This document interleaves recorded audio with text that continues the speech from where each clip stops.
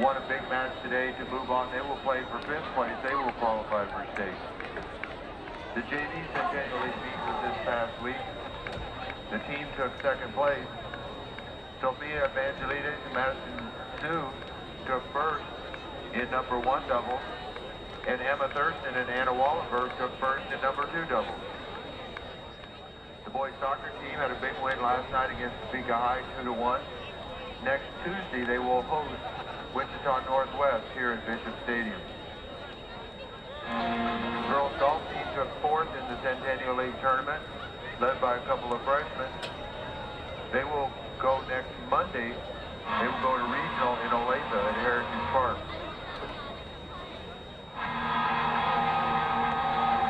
The JV volleyball team will compete in the league JV meet tomorrow. Last Saturday, the girls freshman volleyball team took 2nd in the Centennial League tournament.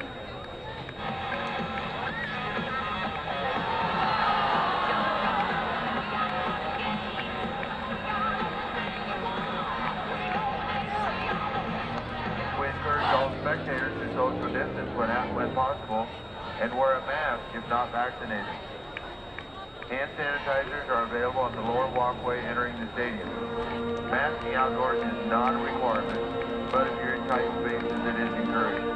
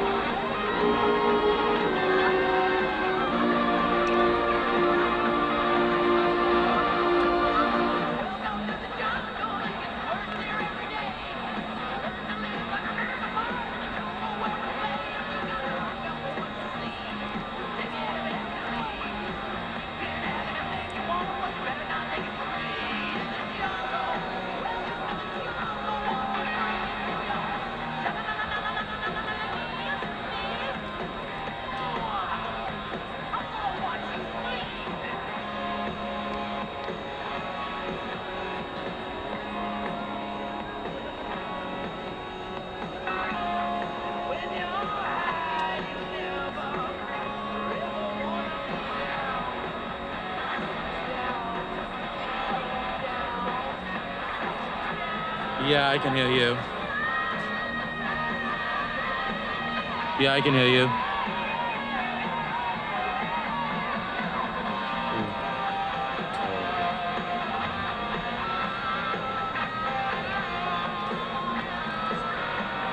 I can hear you now.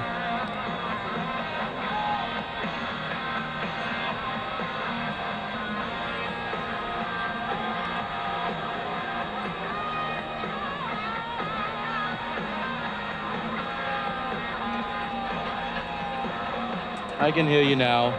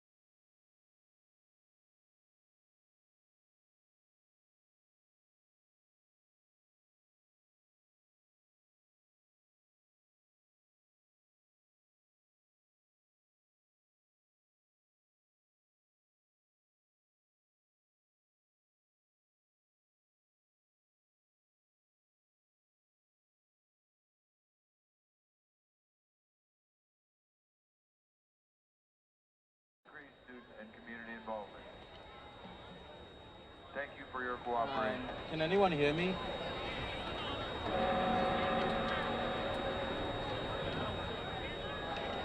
Do you need me to do anything right now?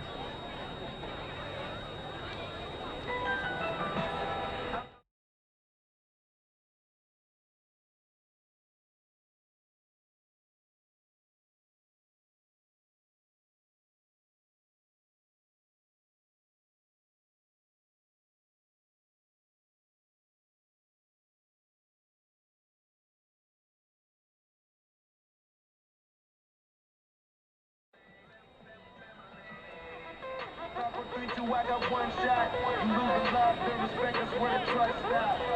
New work, top drop. I roll around 15 minutes like a bus stop. And you can smell this how I'm smoking when I burn out. And you can catch me ride dirty with my car down. Driving loyalty into my heart line. Never turn your back on the line, turn out. I said it once, I do it again. I'm playing the game, I do it to win. With you and your friends, that's taking chances. Me and my team, you know we gon' win, you know we gon' rock, you know we gon' rise to the woods, my life, you know we gon' take it, go, we need to get our job. I feel like the sky is falling down. Ain't nobody here to play around. Push it to the end, I won't back down. One way out, no way out. Give it all for the family. We stay up, no bailout. Give it all for the family. Hey, for the family.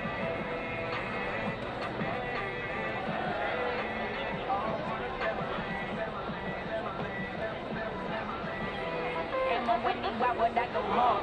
Swinging on the green like I'm trying to get a fall. You ain't sitting at my table, hope to stall. Hold on, pushing my buttons, that's the start and I'm a call. Pressure make me down and that pressure make me jump. Out of the man, breaking them out of the She was always there. See how I got this goal. My responsibility to put it down and then make you want it. Money, I got mad at you. All of this is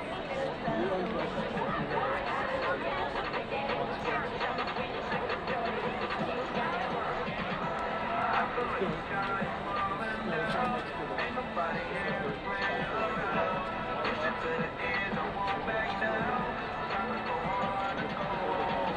One way out, no way out. If you want, you can bring that back up now.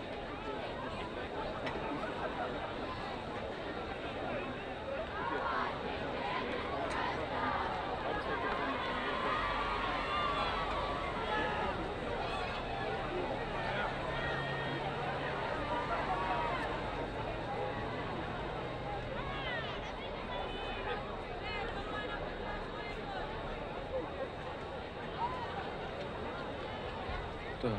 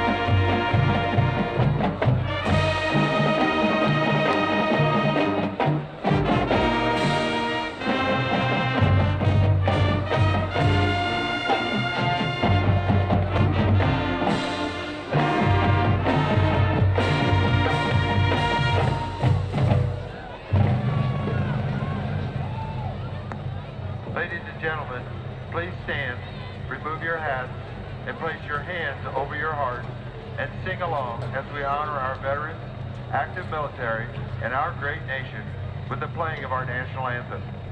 Tonight, the Star Spangled Banner will be performed by the MHS Big Blue Marching Band under the direction of Dr. Joel Gittles, Director of Bands at Manhattan High School.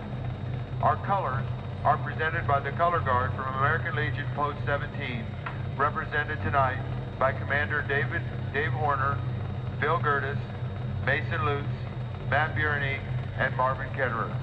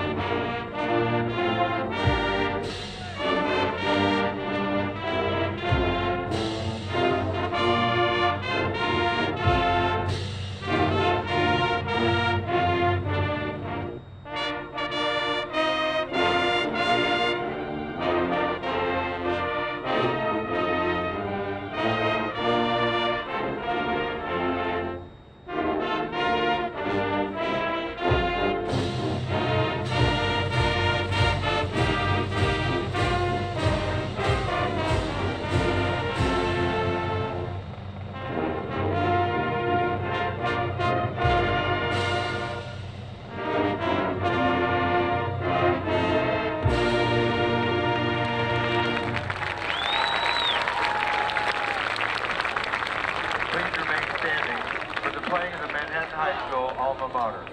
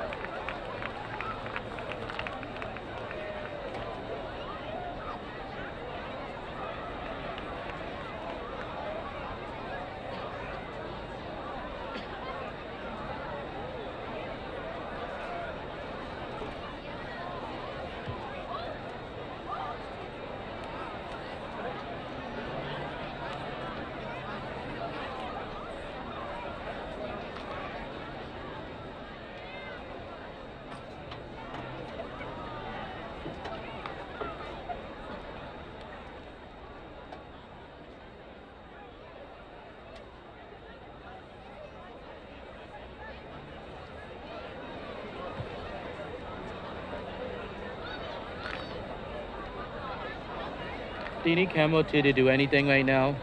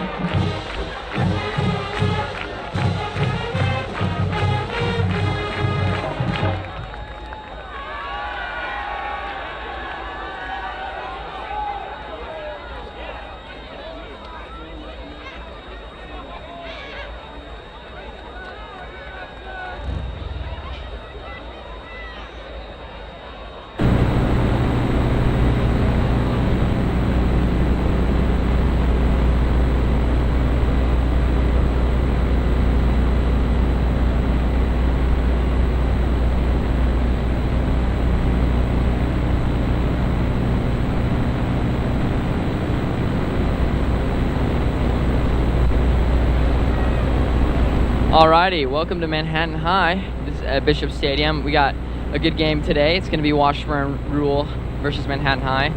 I'm here alongside with Adam Wallenberg. My name is Cooper Sturm. And well, Adam, how are you doing? I'm doing pretty good. I know, it's really nice outside. The sun is just now setting and the lights are on. It's very cool outside right now. So it's going to be a good one, I think. Who's the person on MHS that we're supposed to watch tonight? So, Vinny Smith has had the most yards for MHS. He's at 593 rushing yards. So Vinny Smith, definitely. I can completely agree with that. I mean, last game against Seaman, he had 2 big breakout plays, each with 1-play drives. He just had an outstanding night. And as well as the quarterback, Keenan Sharts, he's young. He's a junior. But very experienced this year. He came into last week just being doubted. We thought Seaman was going to come in and cream us, and Keenan rebelled against that and had a great game. So, also on the other end, what about Washburn? How are they looking this year? Well, they're known for their dangerous passing game. That is true. I mean, their passing game, right? I mean, a lot of young wide receivers. They're also they're a little bit smaller, but they're fast, and they get out in the flats, and sometimes they trick you up with big, long pass plays. But Washburn definitely a threat in this league. Talking of a league, Manhattan High, this could be the game to take league and win to play districts here at home. How does that change the factor of this big win right here? Well, the Indians are definitely going to want to come out and play their best so they can try to get the win here. Yeah, I think for Manhattan High, if you're from that standpoint, you really have to play your best right now. I mean, this is one of the biggest games of the season. Junction's always the greatest one, but Washburn has a history of beating Manhattan High when it matters most. So Manhattan High is trying to stop that streak here and get a big win to play districts at home.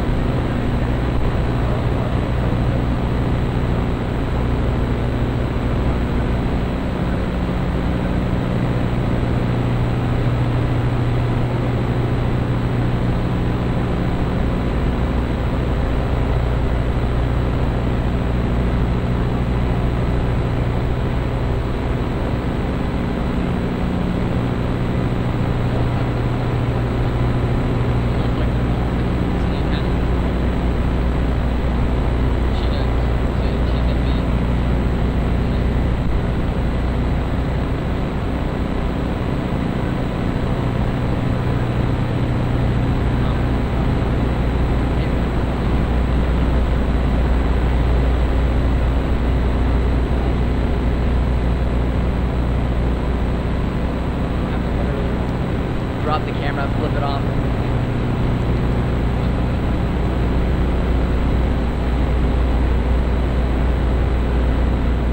Alrighty, we are set for kickoff. Washburn will be kicking first. Manhattan High receiving in the south end of the end zone here. And we're underway. That's going to be a touchback here, and Washburn defense coming out. They're going to come out firing. Yeah, MHS is definitely going to want to try to get some points on board here so they can start the game off on the right foot. I think the thing for MHS this year has been first drives. Momentum is key in football.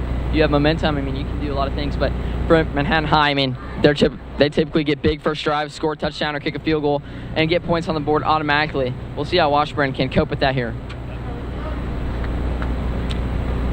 we go for a 1st and 10 from the 20-yard line.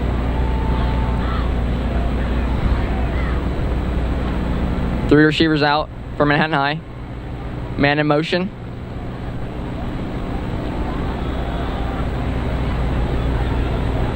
And that's a give to Vinny Smith, who gets about 5 or 6 yards there. Great way to start off the drive for Manhattan High here in the opening drive.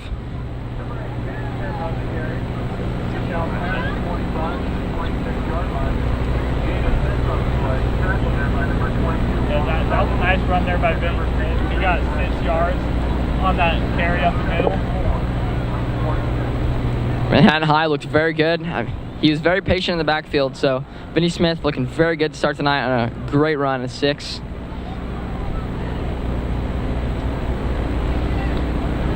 Here's the option. Keenan's going to keep it, and he will get a first down for Manhattan High. That's what you just wondered, first down.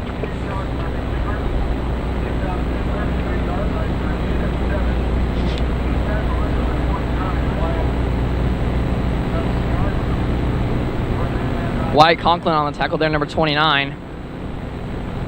Came out of nowhere and got him. That was an option play right there for MHS. We'll see what they come out here on this third play of the drive. 1st and 10. Quick pass over to the... That's a big gain.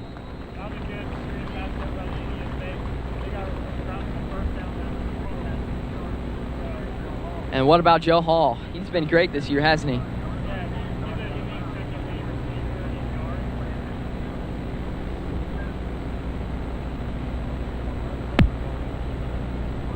That is another first down for Manhattan High as they come out for their third possession here. Fourth, excuse me. 2 receivers out left, 1 out right. There's that motion again.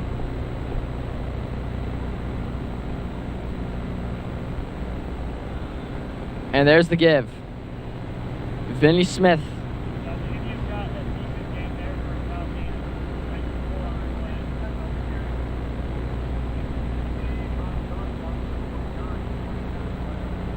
Another gain of 5. Vinny Smith, 2 rushes for 11 yards already. Looking outstanding right now.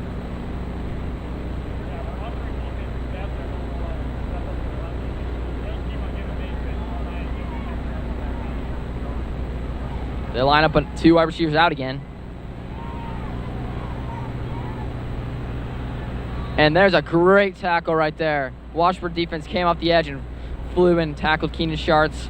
They tried to run the option. It did not work. Washburn's there to make the play.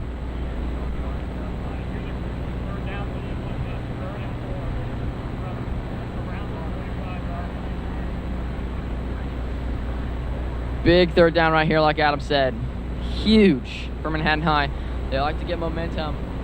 Looks like they might pass here. We will see. 1 wide receiver on, 2 off. They'll give it. And he is...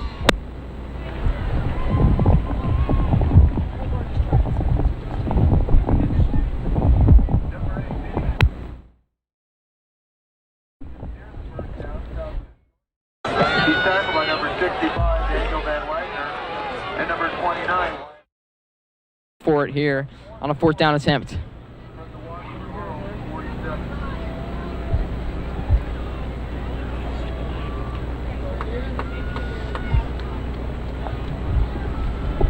Here it is. 3 backs in the backfield. Looking for Talik Houston here, probably on the 4th down carry. And what a big run right there. Crucial moment of the game, and Talik Houston always comes up big, right? Yeah, the Indians convert on that 4th down, which was just huge for them because that kept the drive going.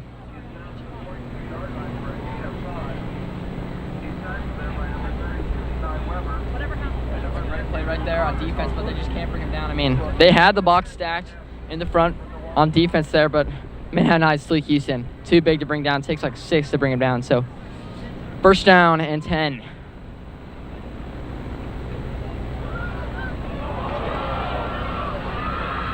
Now that right there was not a smart play by the Indians. They did a pitch play and it was not a good pitch, and it rolled back and Washburn falls on it, and it's their ball.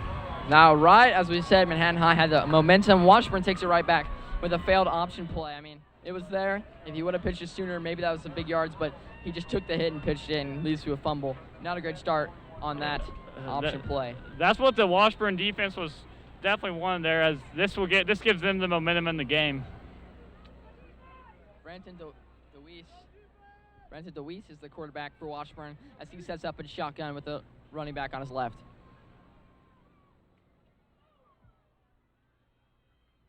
There's the give for about 3. Yeah, that was a pretty medium run there by the running back, but it's a decent start for Washburn as they get around 3 yards on their first play. And the thing about Washburn is they just came out surprising MHS. I mean, we thought they'd probably run on the first play. A lot of teams do, but Washburn really loves to pass the ball, so be looking for that here as they have 4 wide receivers out right now, 2 off the ball, but 2 on. There's the pass we were talking about, and he's going to get a big gain, and it looks like he's going to trot into the end zone. And Washburn has taken the first points here of this game, and they're going to be up 6-0 here at Bishop Stadium. That was a nice swing pass there. The Indians did not have that guy covered on the outside, and he just runs it right in there for the touchdown. That was great blocking by Washburn's wide receivers. Way to stay with it. And the defense turns in the offense, right? That's the saying, and Yeah. that is exactly what just happened. Washburn takes the early lead, and they're set up to kick the extra point.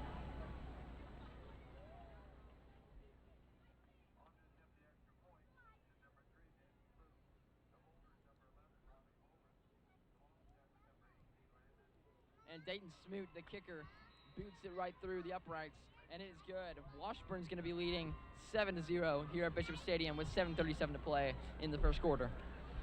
Yeah, now the Indians here are going to have to take that punch, and they're going to have to get a score of their own here. They do not want to fall down more than one score here to Washburn. Yeah, this it early really in the did. game. It really did look like they had momentum right there. I mean, but just a silly mistake, and that's a fumble, defense to offense, and Washburn with an early lead here at home, exactly what they wanted with momentum. And now Yeah. for Manhattan High, you really got to make something happen here and not make a silly mistake again. Yep.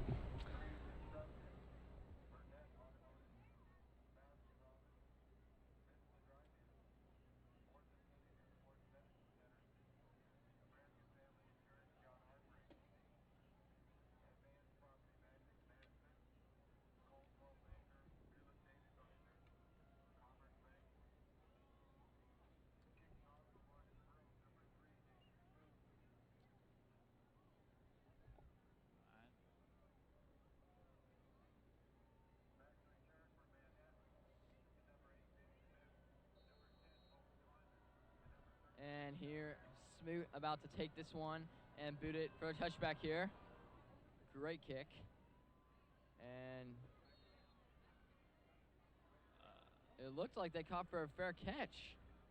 Did they mean to do that? I do not think so. That might have been a mental mistake there by the Indians, as that's going to set them up for pretty bad field position. It looked like he was going to try to take it and run for it, but maybe the ref was confused and maybe they called for a fair catch, but I'm not quite sure what happened there. Oh, it looks like they messed up on something. The refs were not ready So we're going to have a because they are redoing the kickoff here. They went early, definitely, right there. Dayton Smoot's going to get another shot here, try to hit it in the end zone. We'll see what happens. Yep. Alrighty. Washburn Rose 7-0 here to boot it back to the Manhattan High offense. Here we go. That's a pretty good kick there. That kick better than the last one, but he's still going to take it anyways. Oh. And right up the middle, and it looks like There goes Vinny he's going to Smith. go all the way. Touchdown Indians.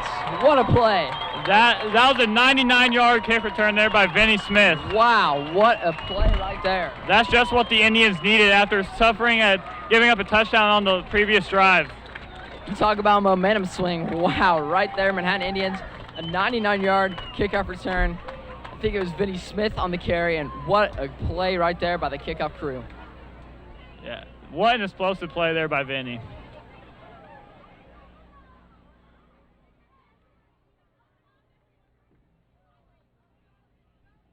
Dayton Smoot almost made the touchdown-saving tackle, but Vinny Smith's acceleration speed just was way too much, overpowered that kickoff return defense, and what a play, Manhattan High. Getting ready to kick this PAT to tie the ball game up at 7-14.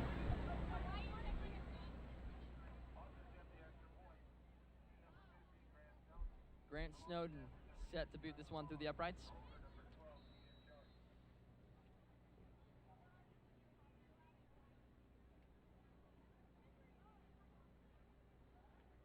And he does. 7-7. That kick is good. Tie ball game here at Bishop Stadium. Yeah, that was a good job by the Indians to get on the board after an unfortunate turnover on their previous drive on offense. Not even 5 minutes into it, and there's been 2 touchdowns. What a great game this has been. Yep.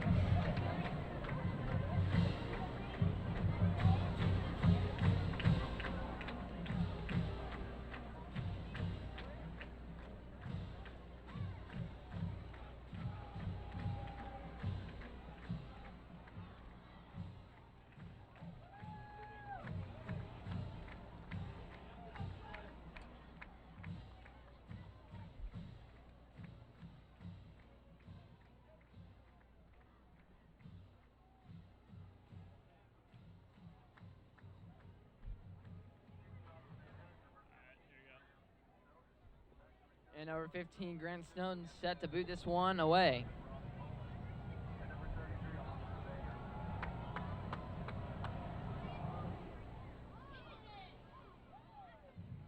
Yeah. And that's a flag on the play. That's not a good kick right there.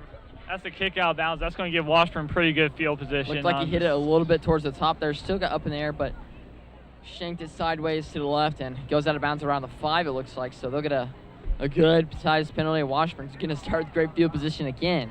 And wow, this game is an interesting start already.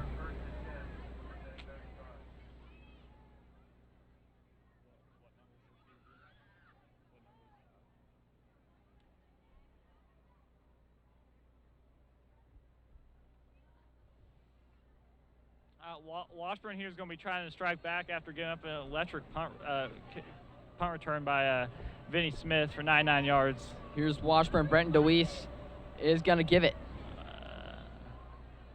And that's a great tackle right there, but it looks like he's going to gain about 4. So Washburn already in great territory, about 2nd and 6 here from their own 39-yard line.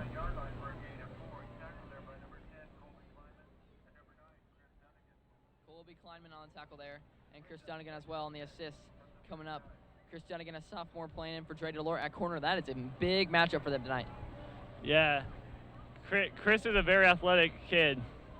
Oh, a tackle in the backfield, and that is going to be a loss of yards on the play. A loss of about 2, I think, is what it looks like. Maybe 3. It looks like 3, actually. So it'll be about 3rd and 9.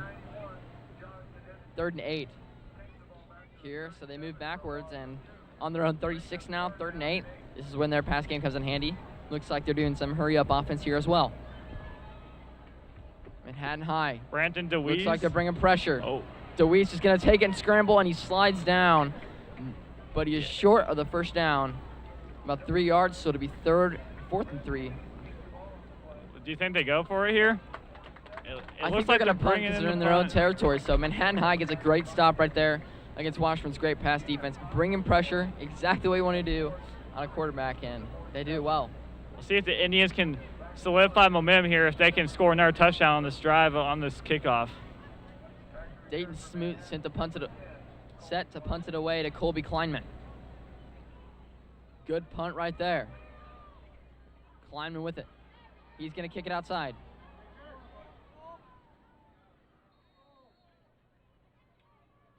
Gets some good yardage there, better than what he had.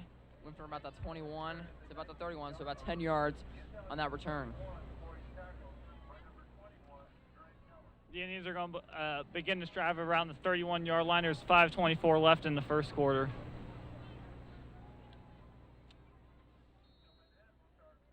And Keenan Sharts gets a second chance right here as Manhattan High comes out from their own 31-yard line, 1st and 10. There's the motion outside. Fakes the pass, runs it right up the middle. What a run. Looks like he gained about 7 yards on that play. Yeah, Vinny Smith with a strong run there. Carried some defenders a couple yards to get a little bit extra yards on that run.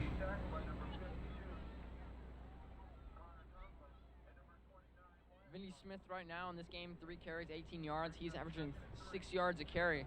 And against Washburn, that is a great feature to have on your team when you got a running back getting 6 yards a carry up the gut.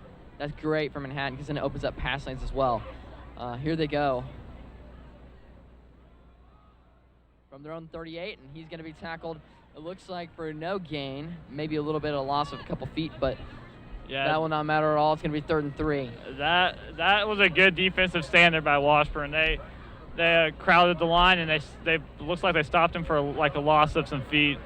Last time there's a 3rd down, Washburn got a fumble recovery. We'll see what Manhattan High comes out, what set they come out in this time, but I'm expecting something big here. They might run it up the middle. They might do a screen pass like they like to do. Joe Hall's lined up outside right now on the ball. Vinny Smith in the backfield. Keenan Sharts lined up in shotgun. Oh. They pitch up the middle, and he's going to be short of the line to gain. Now, about a yard. It looks like it's about going to be like a 4th and 1 here, 4th and 2 or something, and we'll see if the Indians go for this. I think Manhattan would be bold enough to go for it, but if they're on their own, looks like 40, I think, right now, because they got to get to the 41, they might want to punt it. We shall see what they do. Yep, it looks like they're in punt formation right now. Manhattan High. I think Coach Schartz just made a great call right there. Would you agree? Yeah, it's a little too early to be taking risks like this, but the way Vinny Smith's been running the ball, I don't know. Run up the middle, 1 yard. Okay, my band will get it. Jackson Bowles set the punt it away. That one's got some air on it. Perfect spiral. And it's going to roll. Great punt right there. That was a pretty good punt there by Jackson Bowles. Punt to around Washburn's 20-yard line. That's where they're going to take over possession. Great play right there.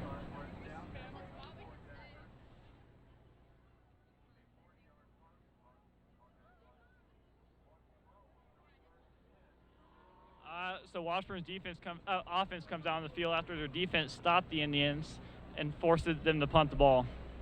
That's 2 consecutive punts, one for Washburn, one for MHS. Washburn gets another chance here. We'll see what they do.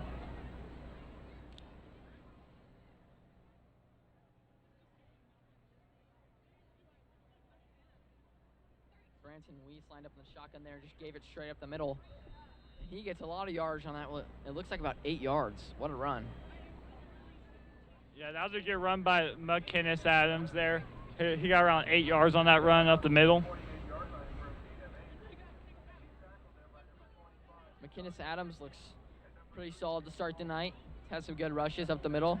Had a little bit of a loss of 2 yards, but besides that, looking very nice for them as they'll give it to him again. He tries to cut it outside, but he's not going to get anywhere. Yep. As a pack of Manhattan High players are there to swarm him. That run went for a loss of 1 yard on the play.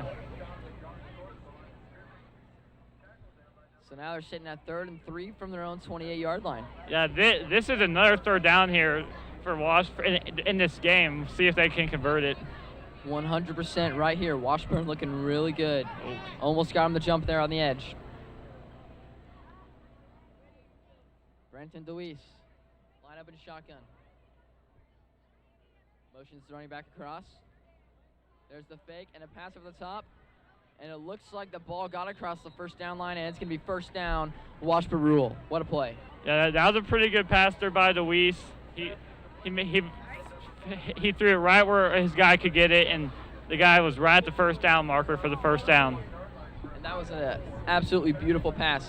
You do a little quick out route into the flats like tight ends typically do, and puts it right in there as a spiral. DeWeese gets the snap here. Checks down deep. Gonna scramble out. Good decision. And he will get out of bounds. Looks like he gained about almost 1.5 yards right there, it looks like. Yeah, that was pretty good coverage by the Indians defense there. They're covering the wide receivers downfield.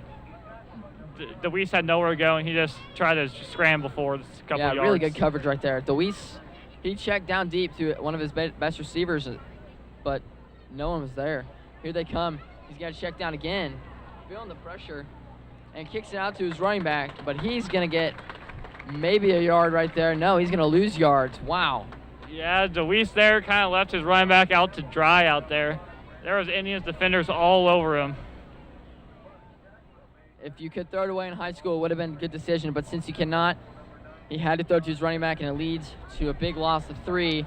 3rd and 11 from their own 30-yard line. Washburn rule has to get to the 41 here. Checks down to his left, and he's going to fire. It's caught, and a 1st down, Washburn rule. What a pass to the outside. Yeah, DeWeese there, that game's going to be about gain of 12, and they needed 11, so that was a very crucial pass there by DeWeese.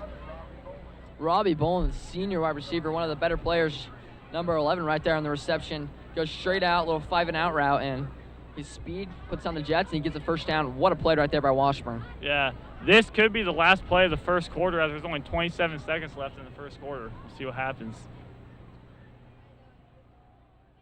Up the gut again. And he's going to get some more yards to pad his stats here tonight as he is given the ball for another shot. And it looks like the clock is running. Washburn's going to do a hurry-up to try to get in a second play. And they will walk off the field as the clock runs out here to the end of the 1st quarter. So what a 1st quarter that was. At the end of 1, we got a tie game, 7-7. This is looking like to be a good game here.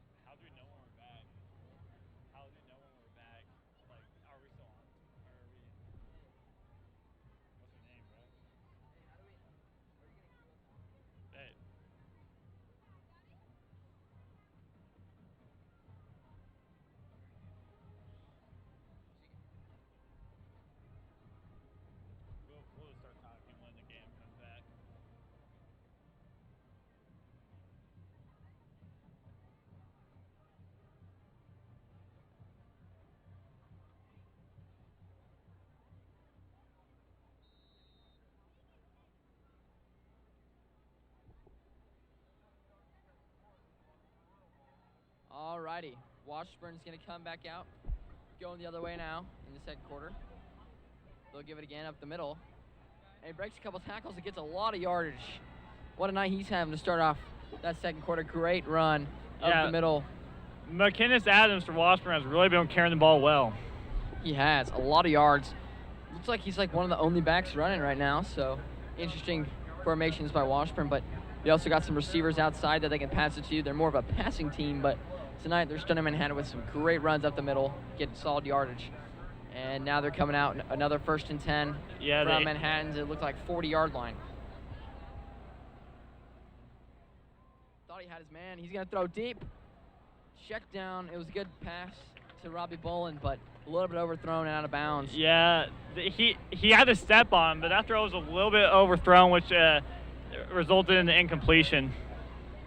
The rule typically is if he's even, he's leaving, and that was exactly what he was doing, but just a throw on the run, hard throw to make when you're feeling pressured if you're Brenton DeWeese, so not bad for Washburn.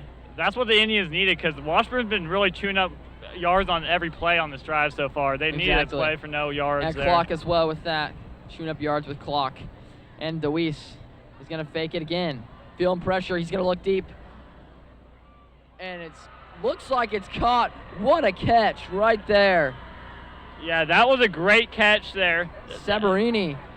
Very athletic jump and grab by Sabarini there. Amer Sabarini. What a play that was. Going up with making an athletic play, and Washburn in the red zone. Looks like at the 5-yard line, doing some hurry-up offense here, trying to score a touchdown, make it a 14-7 ball game here. He'll give it. And he's in for the score. Adams again. And Washburn, what a drive. That was dominant. Adams has been really tearing up the Indians on the ground during this game. An absolute outstanding catch by Sabrini. And now Washburn is sitting 13-7 as they await for Smoot to punt this one through the uprights. Yeah, that was a really methodical drive there by Washburn. They just marched right down the field. Not really too much resistance there by the Indians' defense. Yeah, I mean, it's hard when you don't have Dre DeLort in. He has injured. I think he broke his wrist. And Chris Dunlean coming in, and they have to switch some matchups up. And a lot of great receivers. What a catch right there. Washburn's leading 14-7 with 11 to go here in the second quarter.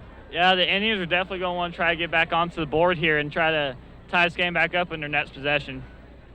And like we said, there's a lot of fight from Manhattan in this one. I mean, Washburn, we said in the past, has been known to ruin Manhattan's dreams at districts playing at home. And right now you have a shot at beating them, but you're not playing great defense. That pass defense is getting killed right now. And the interior defense is playing a lot better than the cornerbacks and safeties are right now in the flats. Yeah.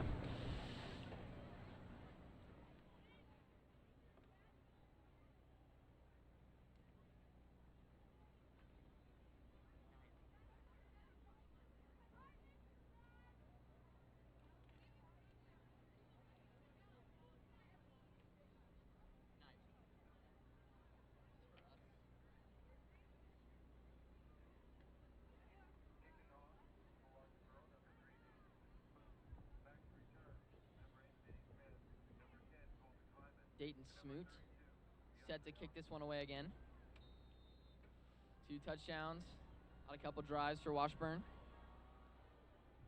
And he kicks it short, giving Manhattan High the chance to return. Good return right there.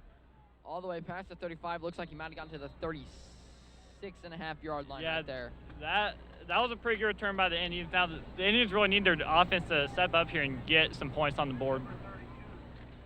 DeAndre Auckland on the carry right there. Caught the short kickoff and took it for some good yardage. Manhattan High already coming out, 10:51 to play. Milk the clock a little bit, get a touchdown, tie this ball game at 14-14, and see what they can do from there. Yeah. The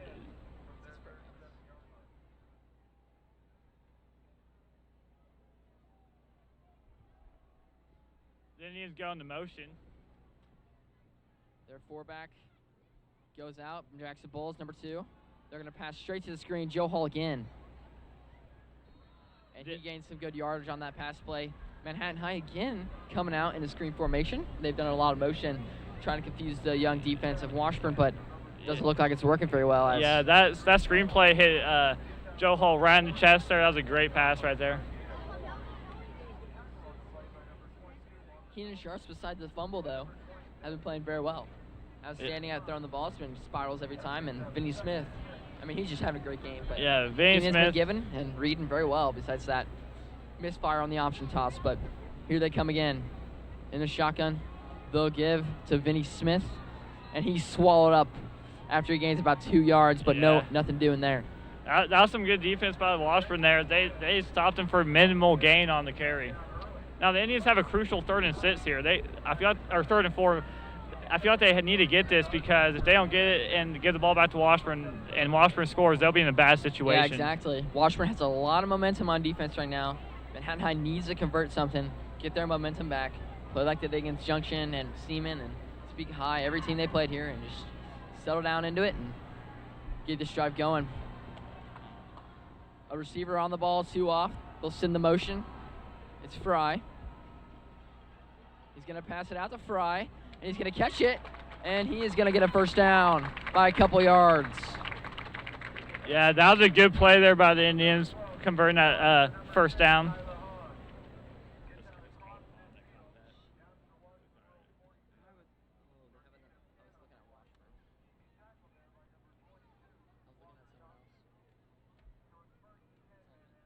That was actually Kyler Hahn on that reception.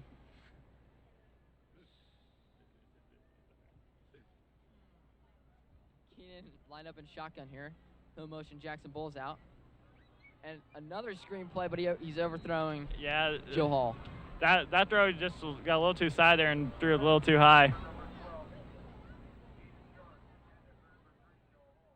That misfire is going to set up a 2nd and 10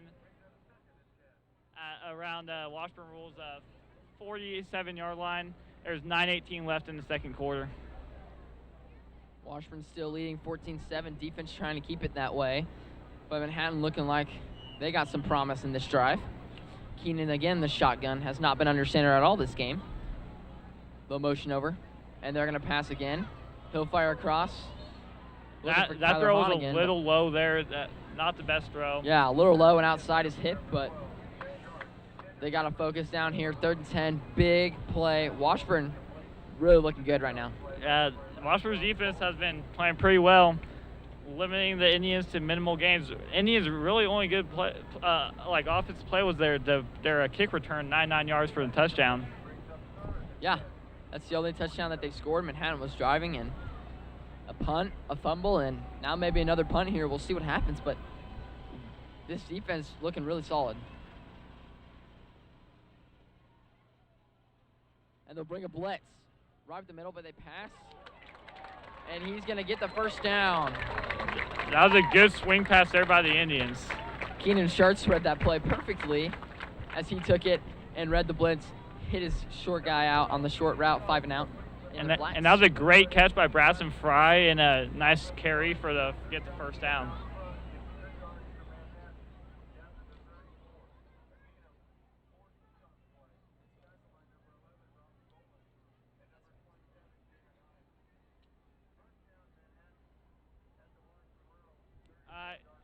The Indians are marching downfield. They're deep in medium into Washburn territory here. See if they can get a touchdown. From Washburn's 34, Keenan will get the snap. Fakes the screen out, and he only gains a couple after a great play by that Washburn defense. Swallowed him up behind the line. Yeah, Washburn's defense has really shown a lot of good effort on the front line. They've been hustling and they've been making plays. They've got a couple tackles right at the ankles. That saved them some big plays.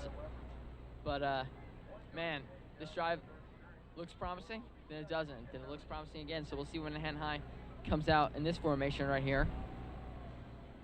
Kyler Hahn's going to go line up on the left side. Slot out there. Joe Hall, slot out to the right. Motion the Jackson Bulls again. There's a screen out right. That's to Joe Hall. And that's something out of nothing as Joe Hall looks like he gains about 3 yards there. So it's going to be, I think, 3rd and 6 for Manhattan.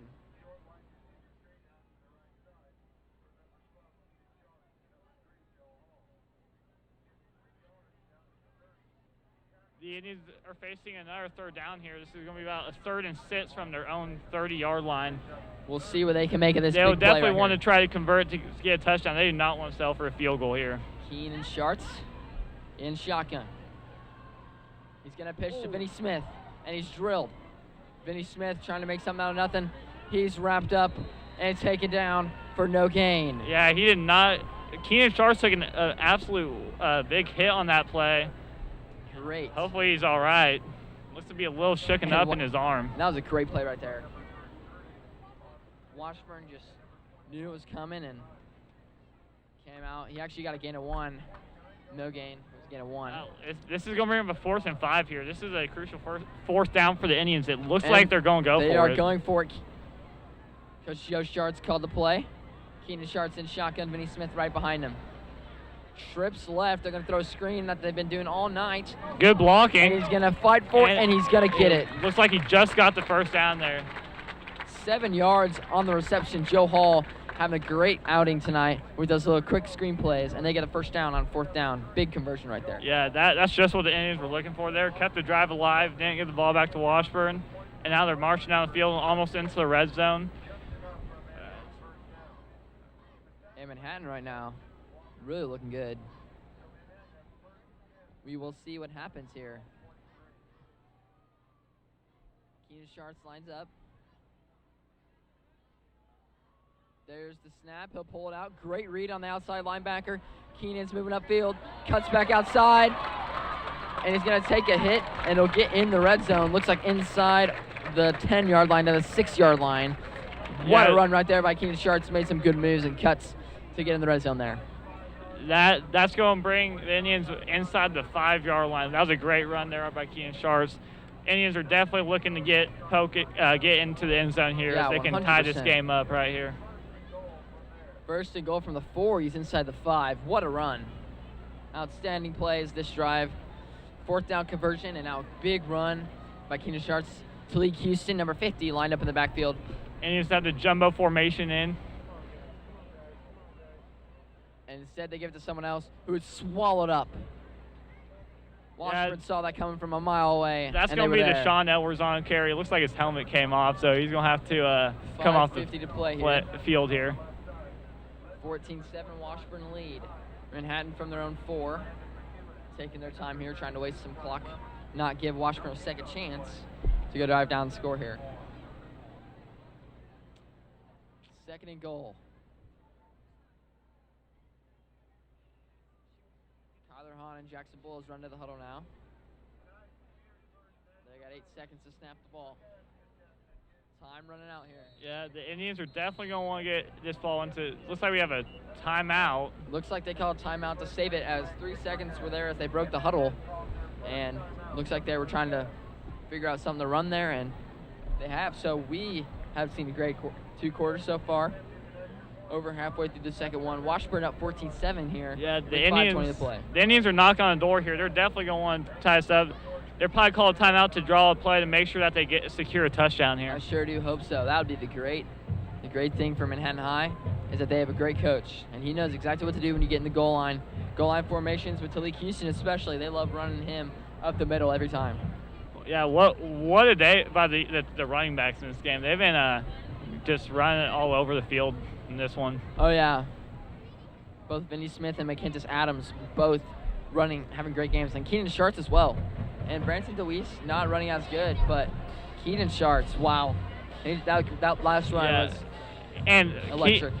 He's a pretty tough guy. Keenan Schartz, he took a big hit on one of those plays, and he still got a 1st down.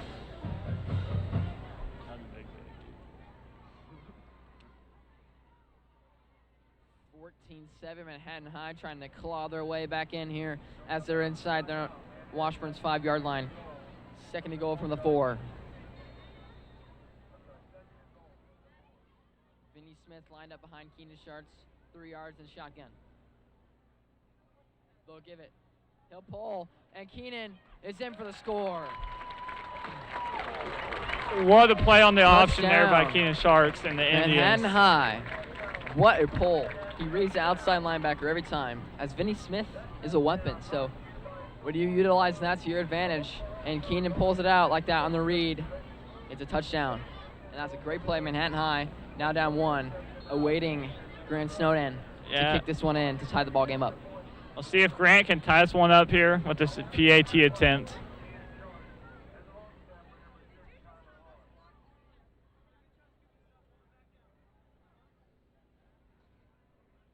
And he boots it through. What a leg Grant Snowden has.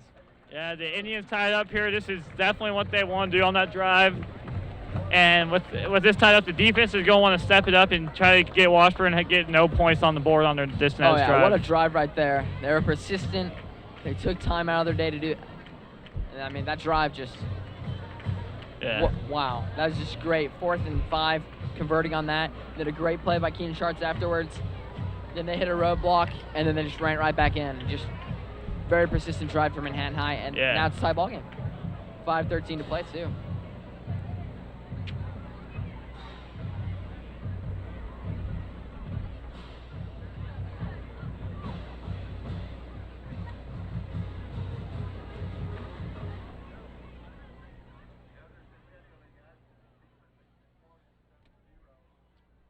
Grant Snowden heading out on the field, placing his tee down as Manhattan High is about to boot this one, hopefully to the back of the end zone for a touchback. Washburn waiting to maybe take this one to the house as well.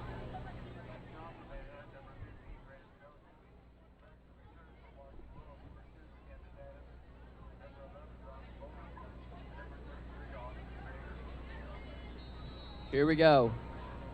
Grant Snowden checking down, and he'll run up. There it goes.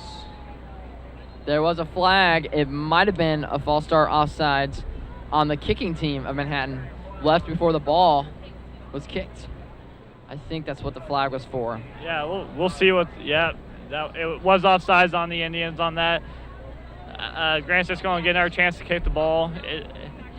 He could probably still boot it out of the end zone though. This is crucial for them. I mean, now Washburn, especially Mackenzie Adams, very quick, good at returning, as we've seen him return a couple for some good yardage already, but now they're back at their own 35, Manhattan kicking it from their own. And Washburn has a chance to get very good field position with 5:13 to play. Yeah. Drive down and get a touchdown here maybe. Washburn is definitely going to be trying to regain the lead after after the Indians just last scored touchdown and tied it back up. Snowden checks down again as we're set to kick off for the second time. Here he goes. Put some extra leg power to that. Kicks it back down, and it's going to be a touchback. Wow, what a kick. Yeah, that was a booming kick there by Grant Snowden for the touchback. Probably a smart decision by Washburn to let that one roll into the end zone.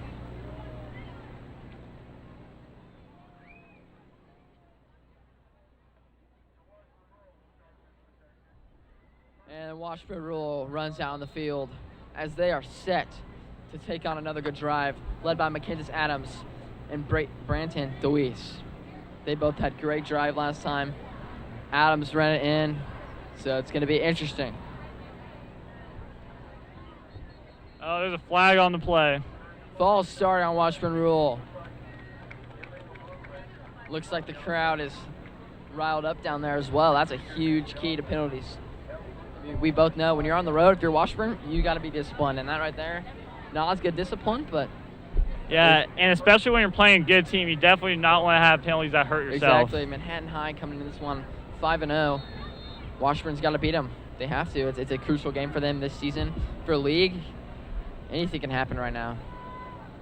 And a pass over the top to Robbie and Boland's going to be tackled. I think it looks about 4-yard gain, maybe. Yeah, that was a pretty decent job by the MHS defense there. Didn't let them get too far, just a decent gain there. All the way inside to the 24-yard line. It's going to be 2nd and 6 here, going from their own 24. DeWeese calls for it. He'll give to Adams, wide open up the middle, and it's going to be a first down for Washburn. But he fumbled. It looks like Washburn recovers it, though. There is Robbie Boland on the recovery. Adams got that ball poked right out. And almost a big mistake by Washburn right there. Yeah, that would have definitely turned the tide of this game into the Indians' momentum favor. Typically, when we talk about this, fumbles are huge, and that right there was almost a bad play. Oh, the ball And was that tipped was at the almost line an of scrimmage. interception. Yeah. Tipped at the line of scrimmage. What a play. And That's a, Manhattan High. 2 big plays back to back. their defense has definitely looked like they're coming out with a little bit more fire on this drive.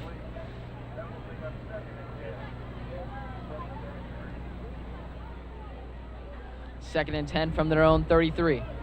Deweese in shotgun. Adams right to his left. They'll give.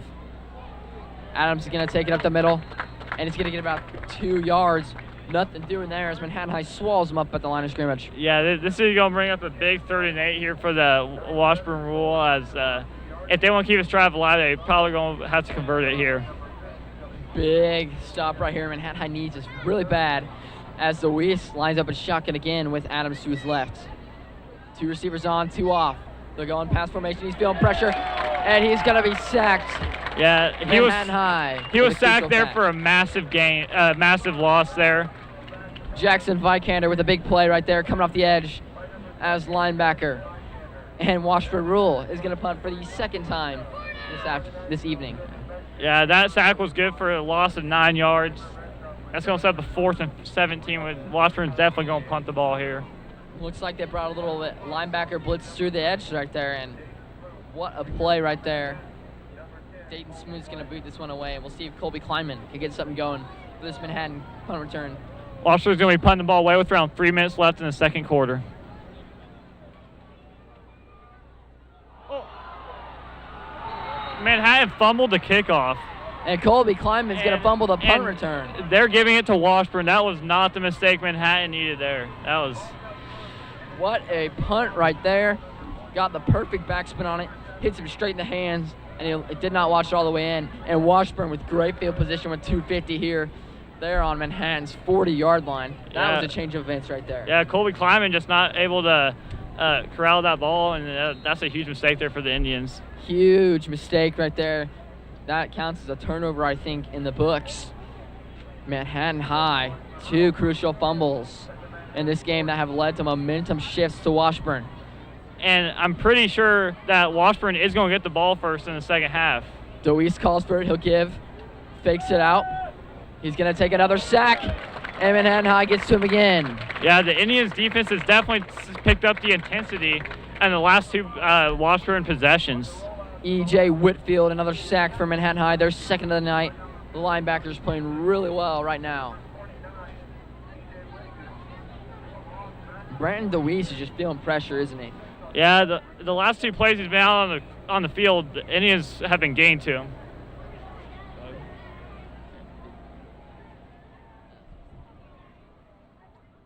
It's 2nd and 16 for Washburn. And it looks like maybe a false start right there on Washburn. It is indeed. Wow. A sack and a false start. It's going to be 2nd and 21 now, as they had 1st and 10 from Manhattan's 40. They get moved back 11 yards to their own 49, and now they're in worse field position on 2nd down. Yeah, these mistakes by Washburn they're just killing this drive here, because a lot of mistakes that Washburn's been making on this drive. Deweese looked like he was going to go under center, but he's not. Adams in the backfield a couple yards. Deweese is going to call for it, and they're going to pass here. Field pressure again. Great screenplay. Design was outstanding. Zach Hershey there to get the ankle tackle, though, to save maybe what could have been a touchdown. And with 1:43 to play, Washburn not sitting in great position. They had a chance to get a field goal. Yeah, but right now, they have a 3rd very and unlikely. 15 here. Not a high percentage of converting this. The Indians defense is going to want to make sure that they do not convert this here, so they can get the ball back with around a Washburn needs minute to get left. to Manhattan's 30. Deweese calling out an audible. Sits in shotgun formation. Here they come. Hands for the ball. He's going to pass another screen to Bolin. And what a tackle, Joe Hall.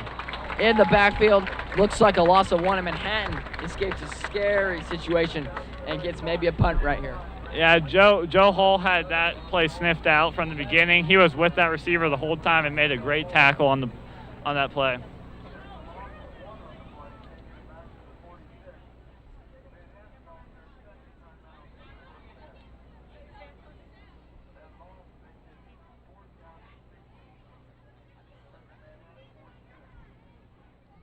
it looked like there's a timeout called right there.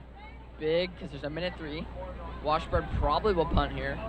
You don't want to give Manhattan High Grant Snowden a chance to kick a field goal. He has a leg, doesn't he? Yeah, he really does. Grant Snowden, a great player for Manhattan. He can drain field goals from very far away. Yeah, this is a crucial punt right here by Dayton Smoot. We'll see what he can do. I mean, Manhattan has about a minute to go, on a minute left in the second half. And if I do believe that Washburn does get the ball first to start the third quarter. I think they do. I think you're correct. They kicked off because they deferred, and they'll get the ball going into the second half. We shall see how that goes, but Manhattan still has a minute 3 to maybe block this punt or return it for a little bit more as Colby Kleinman gets his redemption right here. Yeah, on this punt, he's definitely going to want to make sure that he catches the ball before he runs with it. Smoot is going to boot that one straight to Kleinman again, and Kleinman's going to get a return, but he is swallowed up again. Yeah. Wow, what a play. That was some good special teams defense there by Washburn, as they get to Kleinman for about a return of maybe 1. And you can tell that Washburn came out here fired up. 14-14. First time, I think, at home Manhattan has not been leading at halftime. Well, there is still 55 seconds left to see if the Indians can get some points on the board. Has enough momentum here to get a stop, but we will see what happens. You never know. Maybe one play, Vinny Smith's going to get a touchdown right here. We shall see. Keenan Shart's lined up in shotgun, and they will run it. Gains a couple.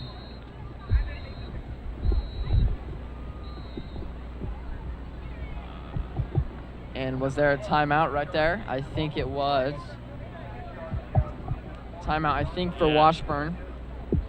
That was a small gain there for the Indians, around 2 yards.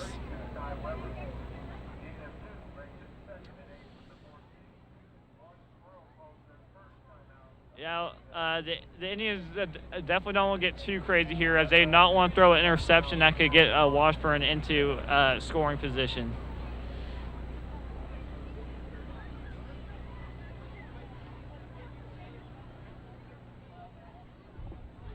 Adam, what are we expected to see here with 48 seconds to play for Manhattan?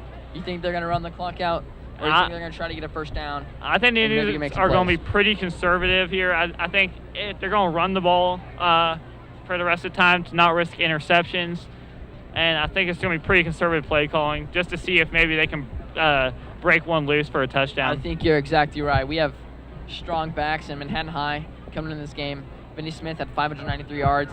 He's ready over 600 with this one, most definitely, but maybe see if he can break one. Maybe see if he can get good yards, get field goal position. Yeah. We'll see what they come out in here on 2nd and 8. Sharts in the shotgun, Vinny Smith to his right. They send Bowles in motion, and they'll give to Vinny Smith. And he is again wrapped up and taken down. That's going to be another pretty short gain there for the Indians. Looks like around 3 yards on that play. Washburn's defense has definitely been playing some pretty good defense on this game. Yeah, they are. It's going to be 3rd and 4, I think, here for MHS. So Washburn might have a chance to get it back if MHS does not get this first down right here. This is a big moment. It is but Washburn, I think, has maybe 1 or 2 timeouts left up their sleeve, so we will see what they do here after this next play. If Manhattan does end up having to punt the ball away, I also expect the same philosophy from Washburn, not to get too aggressive, because they do not want to throw an interception to set up Grant for like an end of the half field goal. That would absolutely destroy their momentum going into the second half.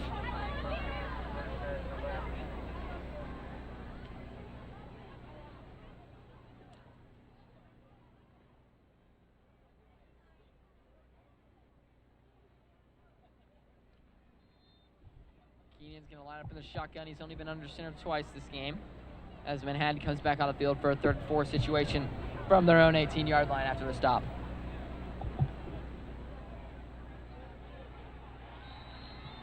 And Keenan Sharts is wrapped up for a big loss, and Washburn's going to use their 3rd timeout here, and it's going to be 4th down, and it looks like Manhattan High is going to need to punt this ball away.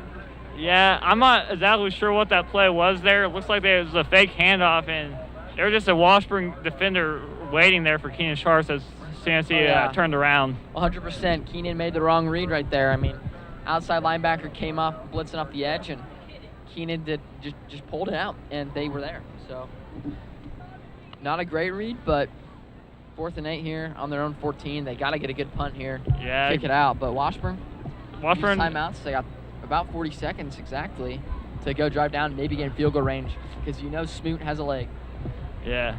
And Washburn does have a pretty good passing offense, so they might take a shot that could be risky if it gets intercepted in return for like a touchdown or something.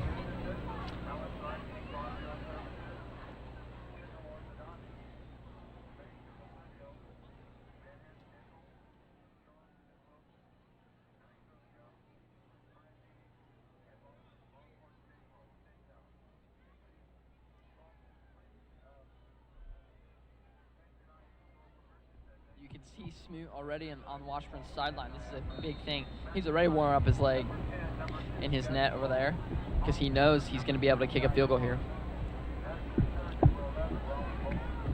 Here's the punt. They'll snap at the Bulls. High snap, risky.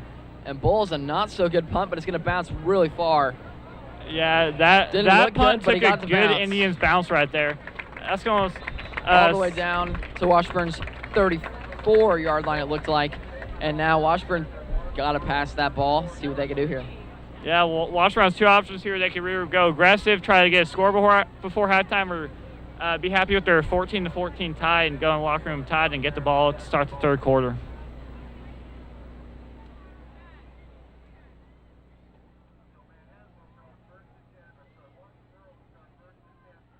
Washburn rule, 1st and 10 from their own 34. Looks like Brandon DeWeese, I'm guessing, will show off his arm here. As they're going to try to throw deep, I would expect them to at least. Adrian Tibbetts and it looks like Robbie Bolin are going to be probably the anticipated ones as they're seniors.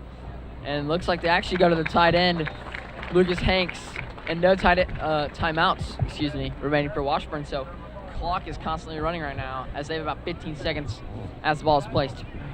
Yeah, that screen pass did not go anywhere there for Washburn. A loss of 3 yards on the play. And I think the clock might just run out here. And that looks to be the first half, and it's 14-14. Yeah. Washburn and Manhattan High are tied here. What a first half that was. Yeah.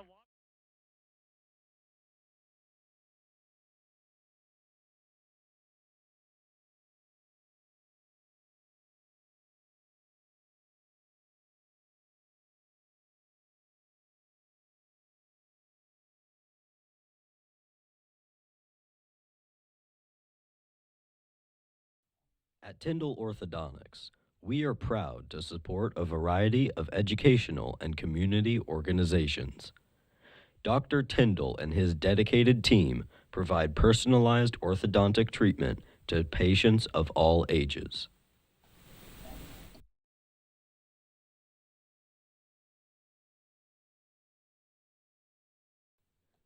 Josh Salmons, State Farm.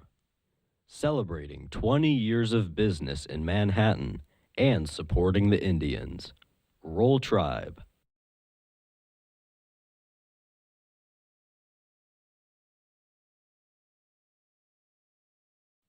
At Tyndall Orthodontics, we are proud to support a variety of educational and community organizations.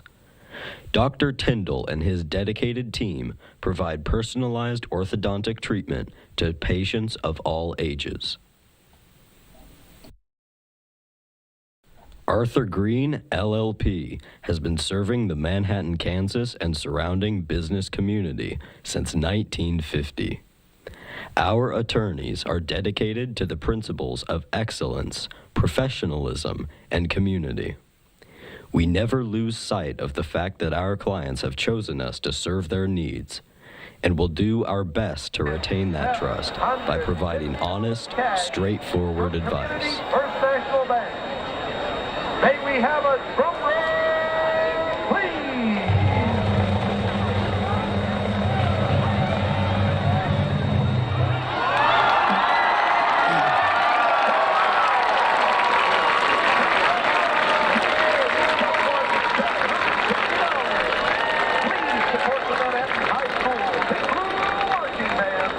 they sell tick for tag raffle tickets at each home game this season. The next lucky winner could be you.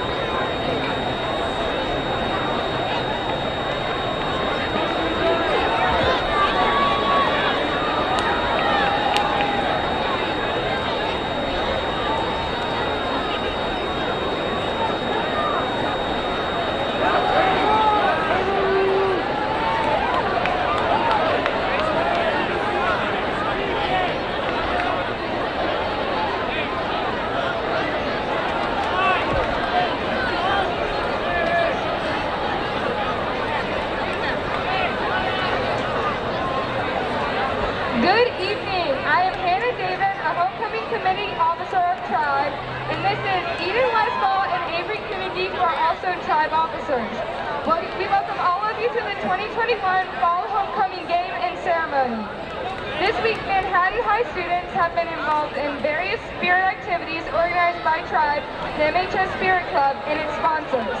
Activities have been revolved around this year's Home Sweet Homecoming theme, which have included dress-up days, a powder puff football game and cheerleaders, a pep rally, and a grade level penny war competition. The winners of the penny war is the junior class, who had a total of 20,000 points. All 4 grade levels combined raised the number of $700 for the Crisis Center. Tribe would also like to invite all MHS students to attend the homecoming dance tomorrow night from 8 to 10 at the West Campus. The nominees were chosen from a variety of school clubs, sports, and activities. Tonight's first nominees are playing in the game, therefore cannot walk in the ceremony. Josh Adeniji and Cade McLevane represent football. Josh is the son of Adabayo and Bolale Adeniji. Cade is the son of Angie and Andy McLevane. Our next player represents band. Grace Higgins is the daughter of Susie and Jaden Higgins. Taylor McIntosh is the son of Candace and Troy McIntosh. Melissa De Leon and Keely Willier represent the dance team. Melissa is the daughter of Alonzo and Carmen De Leon, and Keely is the daughter of Stacy and Dennis De Willier Jr. The nominees representing cheer are Ellie Ballou and Jillian Carr. Ellie is the daughter of Liz and Brett Ballou. Jillian is the daughter of Jenner and Eric Carter. Representing Tribe is Marley Hodges and Grace Hutchinson. Marley is the daughter of Marcy and Michael Hodges. Grace is the daughter of Jenny and Andy Hutchinson. Our student council nominees are Ella Willison and Ashi Wickramasandra. Ella is the daughter of Rebecca and Tab Willison. Ashi is the child of Ganga Hetiarachi and Chathura Aryaratna. The next group represents multiple sports and activities. Lizzie Tauschik is the daughter of Tracy Schmidt Tauschik and Jeff Tauschik. She is representing girls golf. Juliana Poe is representing girls golf, the Blue M Yearbook, and the Mentor. She is the daughter of Craig and Lindsay Poe. Chris Long is the son of Nicola Armstrong and Andrew Long. He is presenting both the Blue M Yearbook and the Mentor. Ariel Pareda and Natalie Jane are representing girls tennis. Ariel is the daughter of Norma and Armando Pareda. Natalie is the daughter of David Jane and Darcy Dorst, and the stepdaughter of Michael Dorst. The next group also represents multiple sports and activities. Claire Schamberg represents volleyball. She She is the daughter of Jean and Jason Chambers. Monroe Say is representing volleyball and FCA. Monroe is the daughter of Keely and Travis Say. Emma Sturm is also representing FCA. She is the daughter of Mindy and Brian Sturm. Rachel Korn and Ben Mosier represent cross country. Rachel is the daughter of Jennifer and Jeremy Korn. Ben is the son of Derek Mosier and Jessica Green. Our next nominee group represents debate and boys soccer. They are Grant Snowden, Alex Boyle, Sam DeLong, and Megan Long. Alex represents boys soccer and is the son of Carrie and Ben Boyle. Megan represents debate and is the daughter of Nicola Armstrong and Andrew Long. Sam DeLong cannot be here tonight, but he represents debate and is the son of Robert DeLong and Belle Fetterman. Grant also cannot walk tonight because he is playing in tonight's game. He represents soccer and is the son of Mandy and Curtis Snowden. Our next nominees are Zoe Meyer, Elise Gerard, and Ronan Tanona. Zoe cannot be here tonight because she is representing the German club and is the daughter of Abigail Langston and Arnaud Teve. Elise represents the French club and is the daughter of Carla and Greg Gerard. Ronan also represents French club and is the son of Kathleen and Scott Tanona. Hannah Lau and Martin Sapek represent Hannah Lau is the daughter of Kurt and Ellie Lau.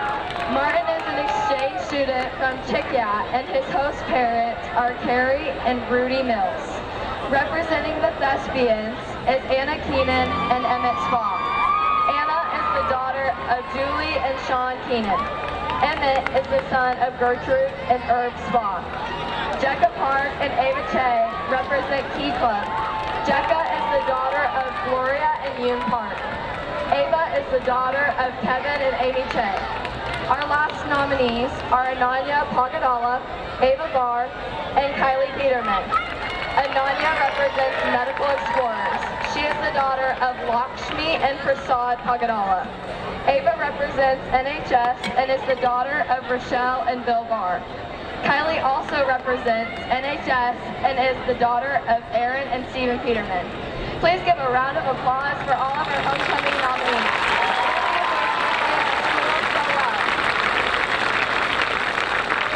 For tonight's ceremony, we would like to say a special thank you to Fifely Jewelry for donating the winner's plaques. Our homecoming king is Kane McElvain. Kane is playing in the game tonight, so we cannot crown him until after the game. Our homecoming queen is Claire Schamberger. Congratulations to all homecoming nominees.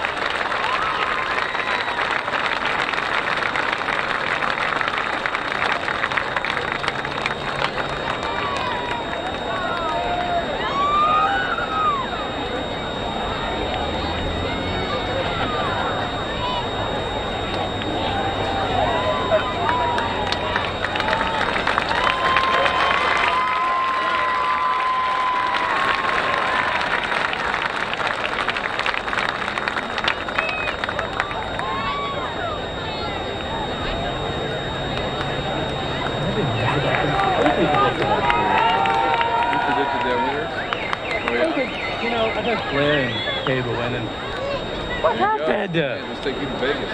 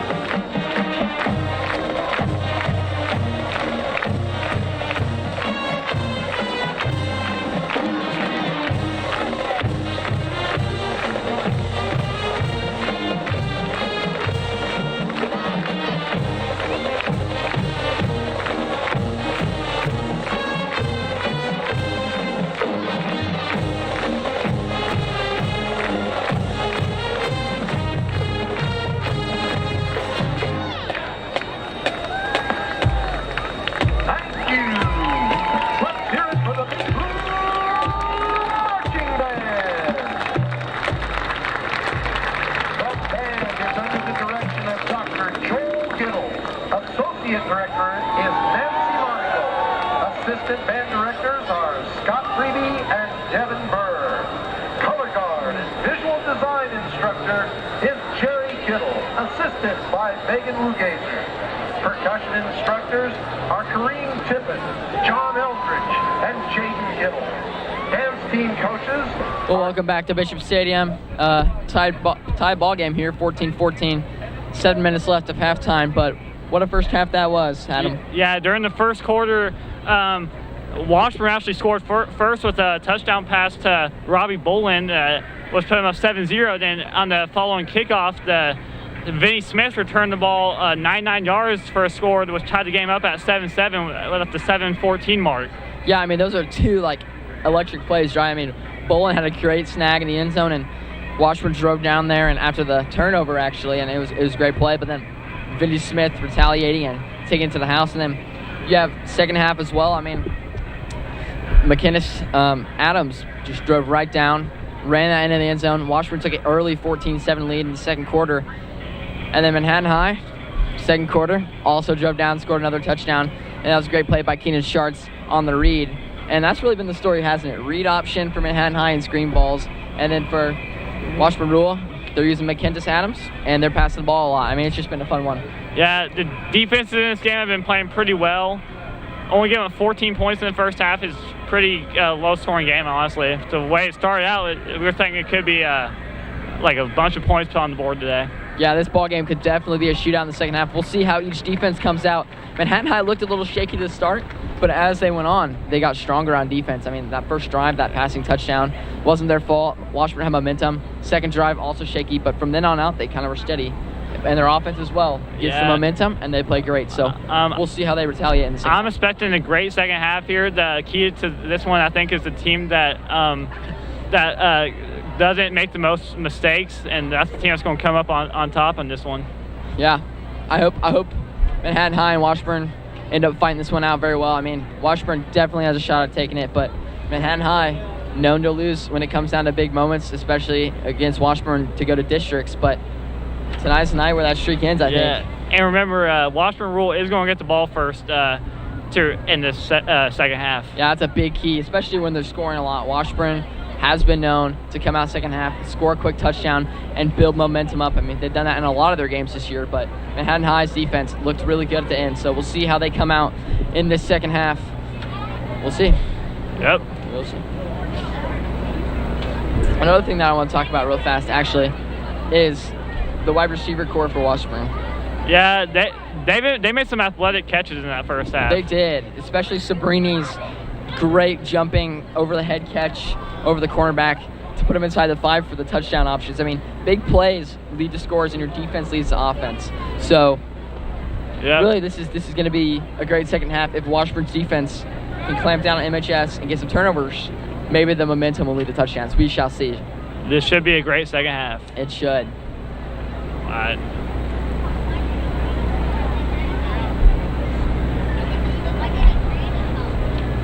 Manhattan High.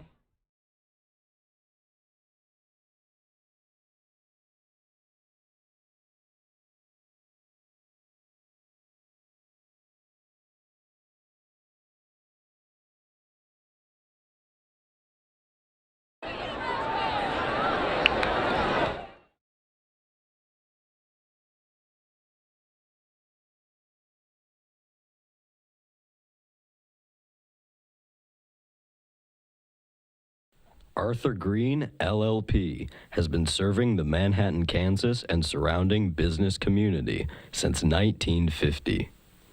Our attorneys are dedicated to the principles of excellence, professionalism, and community. We never lose sight of the fact that our clients have chosen us to serve their needs, and will do our best to retain that trust by providing honest, straightforward advice. Josh Salmons, State Farm, celebrating 20 years of business in Manhattan and supporting the Indians. Roll Tribe.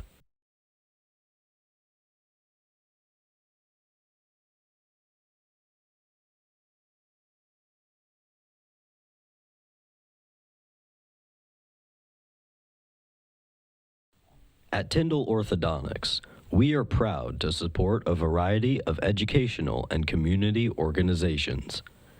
Dr. Tyndall and his dedicated team provide personalized orthodontic treatment to patients of all ages.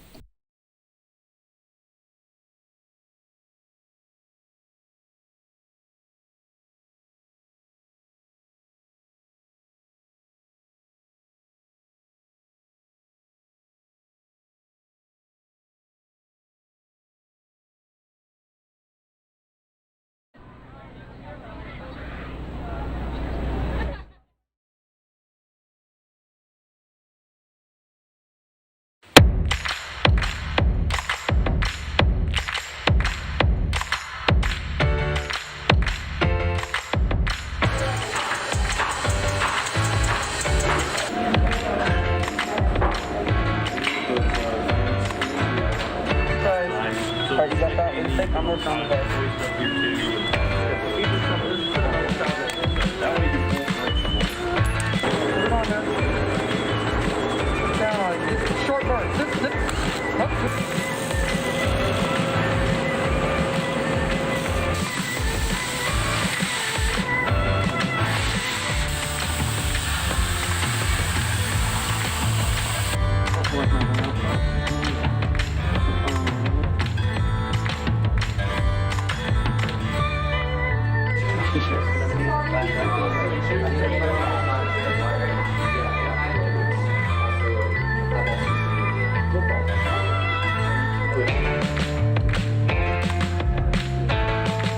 And last week,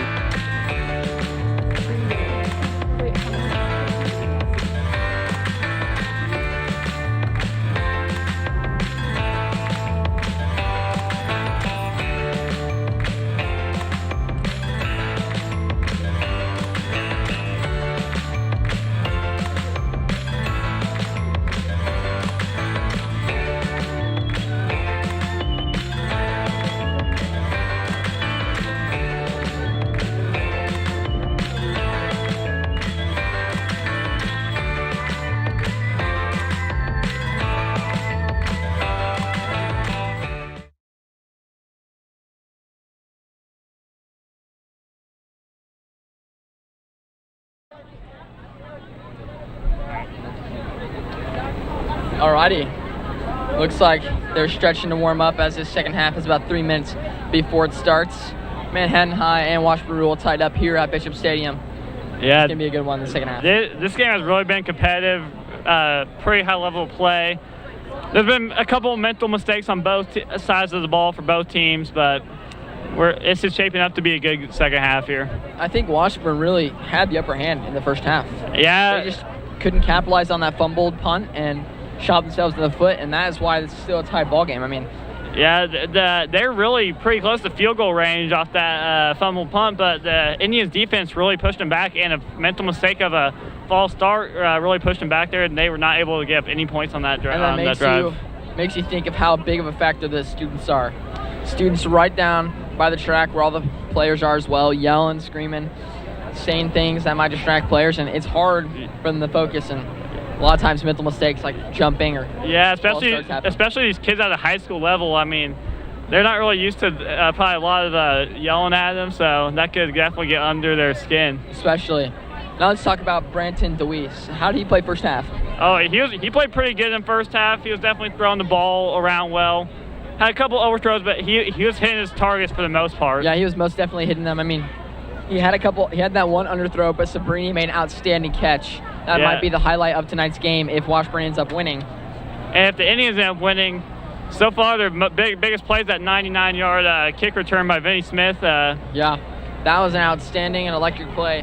The crowd was going nuts, and 14-14 is the score on the scoreboard, and it shows that each team is battling out. Yeah, that touchdown return by Vinny Smith was proved to be a big one, as that actually is what has the game tied right now for the Indians. Yeah, sometimes the littlest blocks can lead to kick returns or touchdowns, and that's exactly what happens on kickoff, and maybe Manhattan High does it again sometime. We'll see. Vinny Smith has the Jets. We know he can put them on, and we'll see how it goes, as there is about 45 seconds before second half kickoff is lined up and ready to go.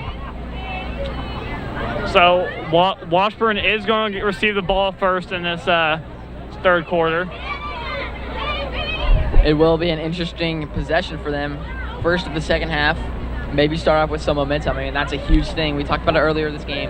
Momentum for Washburn on the road is what you need to propel yourself to a win with a young quarterback as Braden DeWeese.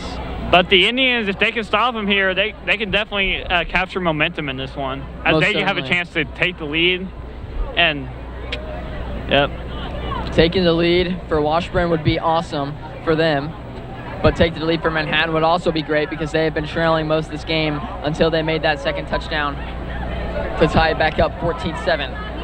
All right. Grant Snowden set to kick it away. Checks his guys down. Here we go.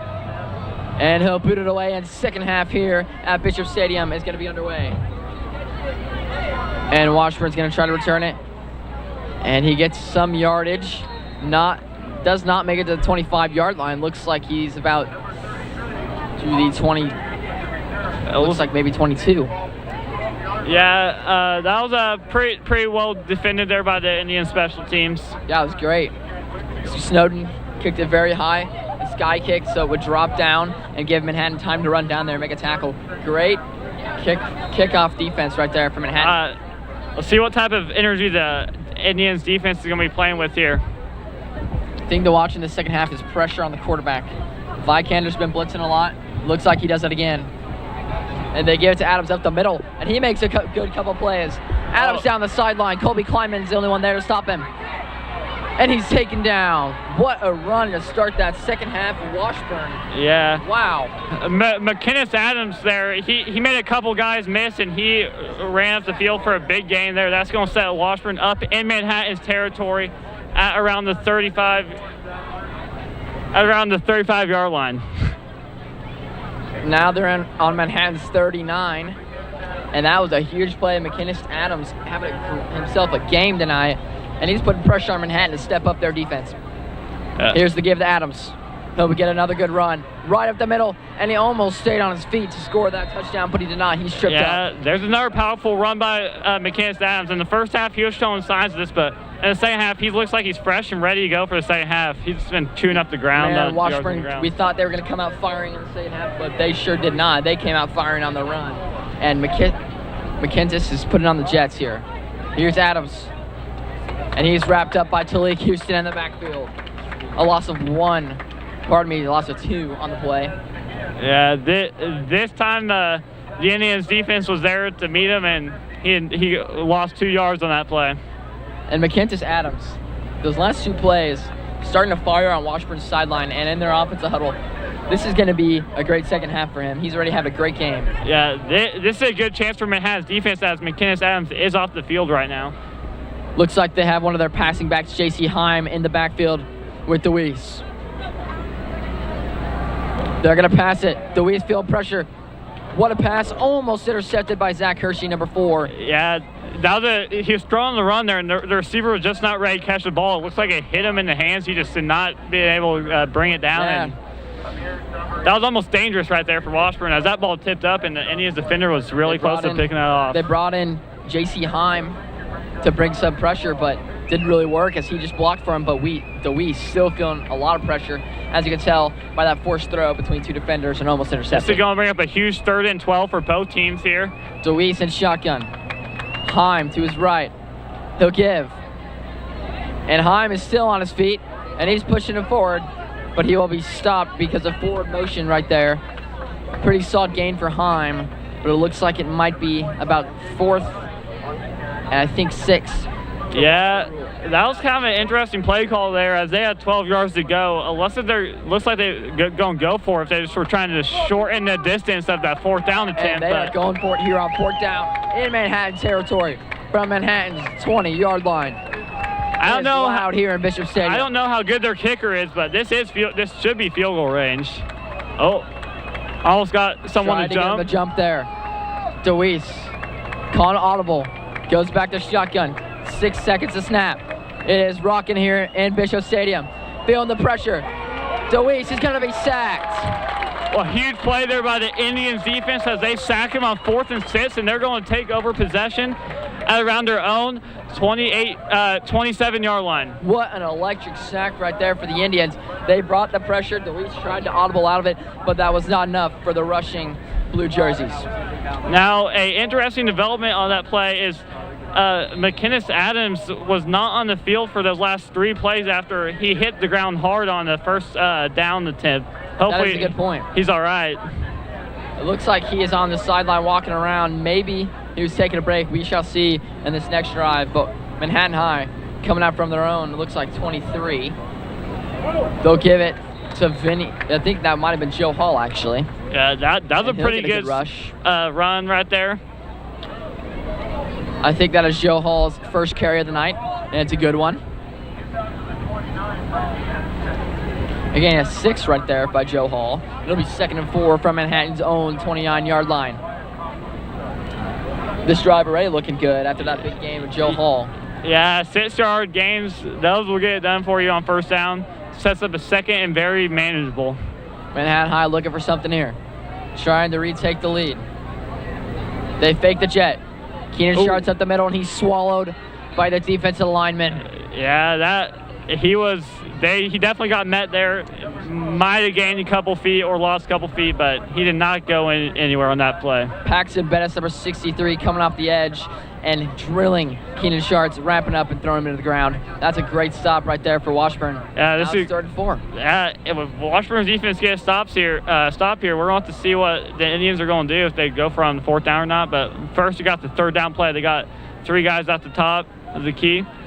Indians from the 29. They'll throw it out to Joe Hall. Oh. And it looked like there might have been a horse collar there, but they do not throw the flag. Yeah. Could be controversial right there, but looks like the punt team is going to come on, and Washburn gets a stop. Yeah, 2 stops to start the night. These defenses are really playing at a pretty high level for high school. I mean, they've been stopping only 14 points. This is not what Manhattan's used to. They're used to scoring more than 14 points at least in the second half.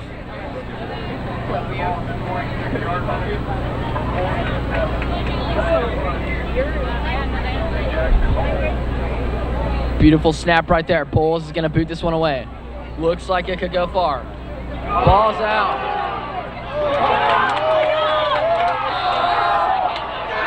And I think Manhattan High has recovered the fumbled snap. What a play by the Indians. Man. Wow.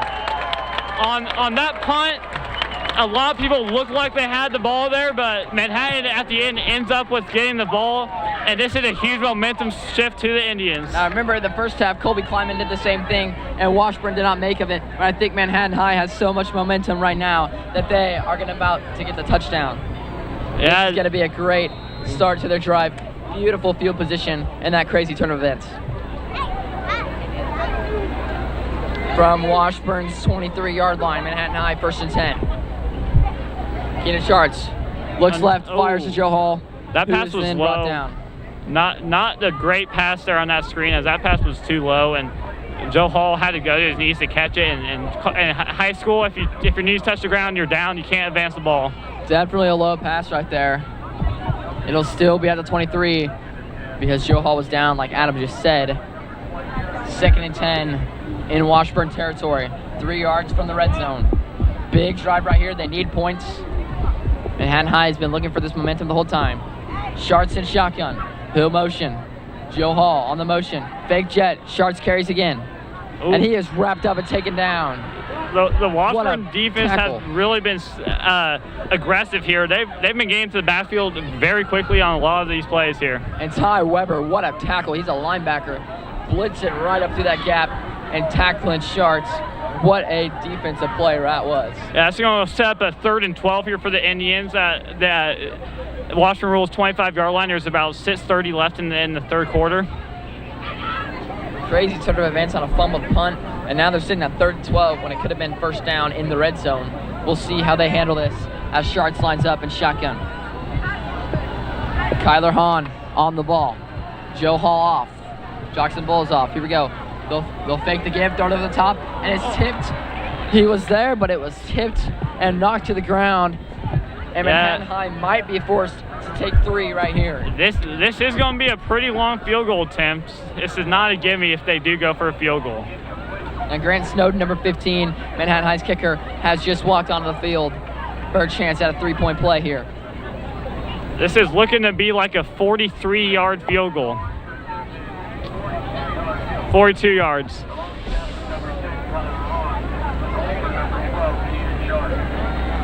Now Grant's got a leg. We'll see if he can hit this 42-yarder. It's up and good. Oh, it hit the upright. It looked very good. Yeah. And it curves right at the last second, hit the upright. Man, wow. The Washburn defense came up clutch again after a catastrophic event that really should have probably resulted in points for the Indians. Yeah, that kick was very deceiving. It looked great from here, but it ended up hitting the inside of the upright and going out. Crazy turn of events. A fumbled punt, bobbled around. Manhattan High gets it. Great field position, loss of yards, and a missed field goal. They just can't. Both these teams are messing up with silly and mental errors, and that is leading to another possession for Washburn here when Manhattan High could be up 3 right now. The defenses in this game are definitely playing at high levels. DeWeese and Adams in the backfield. He'll give to Adams, who cuts it outside, and looks like nothing doing there, as he looks like he's only going to get to the line of scrimmage. Maybe got a yard on that. Manhattan High is there to swarm him with a bunch of blue jerseys. Yeah. It looks like Adams is limping over there on the sideline. He's had a great game today. This will be a huge loss for Washburn if he cannot continue. He is really in pain over there. Looks like J.C. Heim, I think, is the backup. J.C. Heim is the backup here for Washburn. We'll see. Yeah, they put him in. Yeah. DeWeese and Heim in the backfield. Both in shotgun. Heim a couple yards behind to his right. They'll pass here in formation. Rolling out. What a pass right there, and it's caught. And Washburn looks like they got a first down by about a yard. What a great throw on the run there by Branton DeWeese. Amer Sabrini, he was the guy that made the great overhead catch. Outstanding. It was athletic on the inside of the 5 earlier, and now he gets his second reception of the night for a big gain, about 11. Yeah, McKinnis Adams is still on the ground. He looks like he's getting stretched out over there. Hopefully just cramps for him. Yeah, he's had a great night. That'd be sad to see him go down as DeWeese fires. And it is a catch, I think, by Sabrini. Yeah. His third reception and third target. DeWeese 3 for 3 with Sabrini tonight. So Sabrini's really is looking to be DeWeese's favorite receiver, looks like, as of late. Yeah, Sabrini, the junior. Bolin, the junior as well. And then Tibbet is also a junior. And sorry, a senior. 2 seniors and a junior. Those guys are the guys that he loves to throw to. Looks like DeWeese has a great connection with his wide receivers. DeWeese, a sophomore. Played freshman last year. He's a starting varsity quarterback this year. Looks really good. He's going to check downfield, and it's there, and it's caught. What a pass. Washburn again. I think that is Robbie Bolin. Yeah, it was, and that was a great grab by him. He was covered pretty tightly, but he was able to hold on to that ball and pick up a first down. And Washburn putting together a promising drive here. A couple completions. DeWeese is perfect on this drive, throwing the football. They've had a good rush by Adams. That went nowhere, but then he's out, so they have to work with Heim and pass the ball more here in the second half. Heim's got the ball. He'll carry. There is a flag on the play, but he gets about 5 or 6 yards on the carry. Yeah, this flag is usually holding, and they do call holding, and it is on the offense. So this is going to push him back here. That was a pretty predictable call, because usually when there's a flag in the backfield, it's usually holding. It was definitely holding. I mean, that's crucial for Washburn. That was a good play of about 5. J.C. Heim, a young guy coming into play after Adams goes down. And holding penalties on first down just absolutely kill a drive, because that's a 10-yard penalty, and that is going to set up a 1st and 20. Yeah. Now they're all the way down on their own 47. Sorry. I think it might be 35, actually. 1st and 22. The crowds are starting to get loud. DeWeese checks down, building the pressure, and he's going to escape, but maybe get a few yards, not even close to where he needs to be for the marker, but a few yards, I guess, is good for Washburn. as that'll put it, I think, second and about 18, 19. Yeah, the Indians really brought the pressure there. They almost dropped him in the backfield for a loss, but Deweese able to escape the pressure and pick up 4 yards on that play. Yeah, it's a 4-yard gain. Deweese, very mobile quarterback, right? He just feel pressure today. Manhattan's been really good at that. And he's actually pretty good at throwing on the run, which makes him very dangerous. Oh, yeah, 100%. I mean, he just overall having a great night.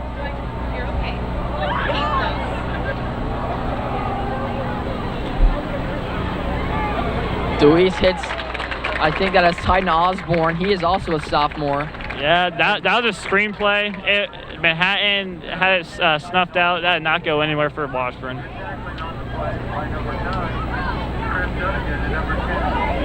2:40 here to play. Still tied at 14.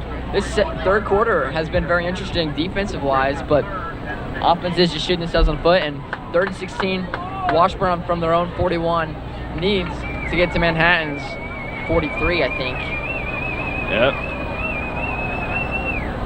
Short pass, and he dropped it right through his hands, hits the ground. That's Deweese's first miss of the drive. Yeah, that throw was actually a little too short for the receiver there, and that was not a great throw there. I don't think it would have got first down anyway because they had a long way to go, but it's going to be 4th and 16, probably forcing a punt here. Lucas Hanks standing at 6'4". He's a junior. Deweese really likes to hit him too. He's big tight end. He can hit blocks, but also his hands. He's physical on those curl routes and those 5-and-outs and flats. That's a good play design right there. He just couldn't execute it. Manhattan's looking to score this on his next possession. Kind of a short punt. And Kleinman is going to get tackled very fast. Hit abruptly, and he'll go down for about a gain of 2, it looks like. And 1st and 10. Manhattan has the ball at the, it looks like, 29-yard line.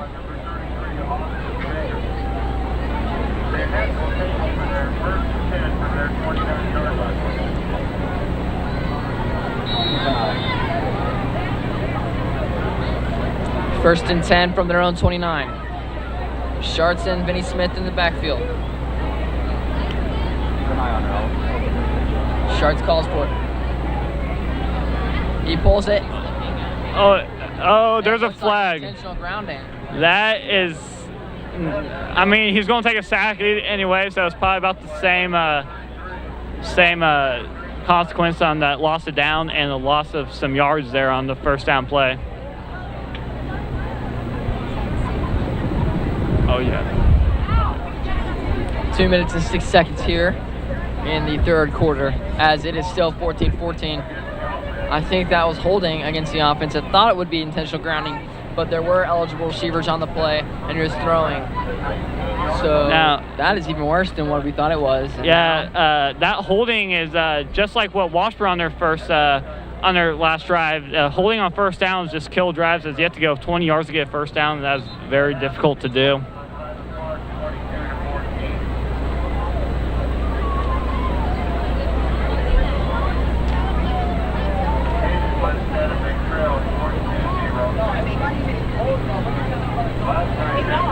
The refs are having a conference about something on the field.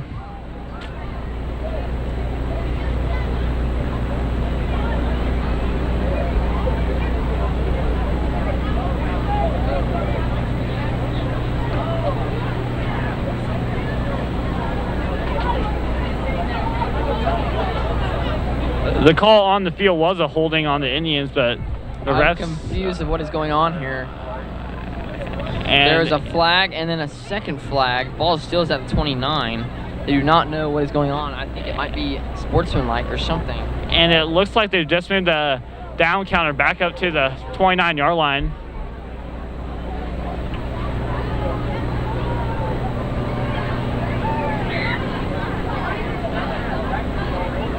There seems to be confusion among the officials. There is 2:06 to go left in this third quarter. Game is still tied 14-14.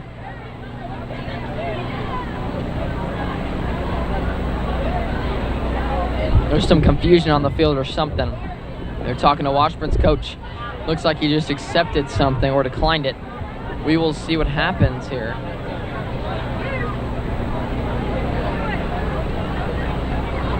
Intentional grounding. And holding was declined. Intentional grounding was accepted. So it only moves the next 5 yards.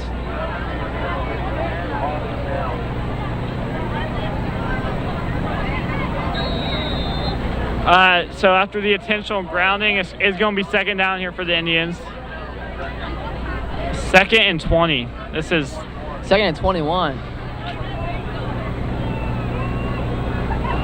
And Sharks is going to be wrapped up for about a gain of 2. Nothing doing there. Washburn, another big stop. Manhattan High again. Yeah. Shot themselves in the foot. Mental mistake. Man, this is another 3rd and long here. Chance of converting this are not that high. I don't know what's going to happen here, but they got 14 yards to go, and Manhattan High, they got to do something here. I mean, 3rd and 14 on their own 20, not ideal for them.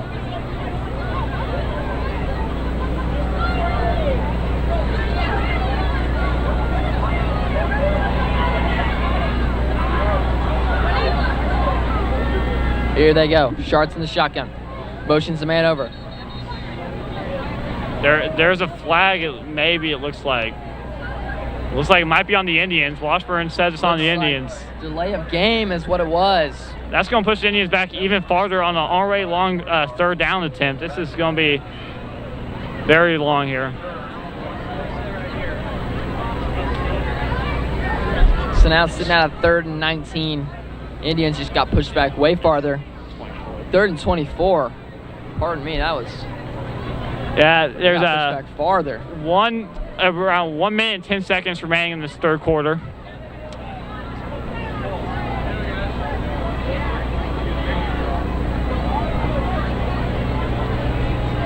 If they get this, it'd be pretty impressive. There's another flag on the play. Wow. This what it is. This drive has just turned into flags.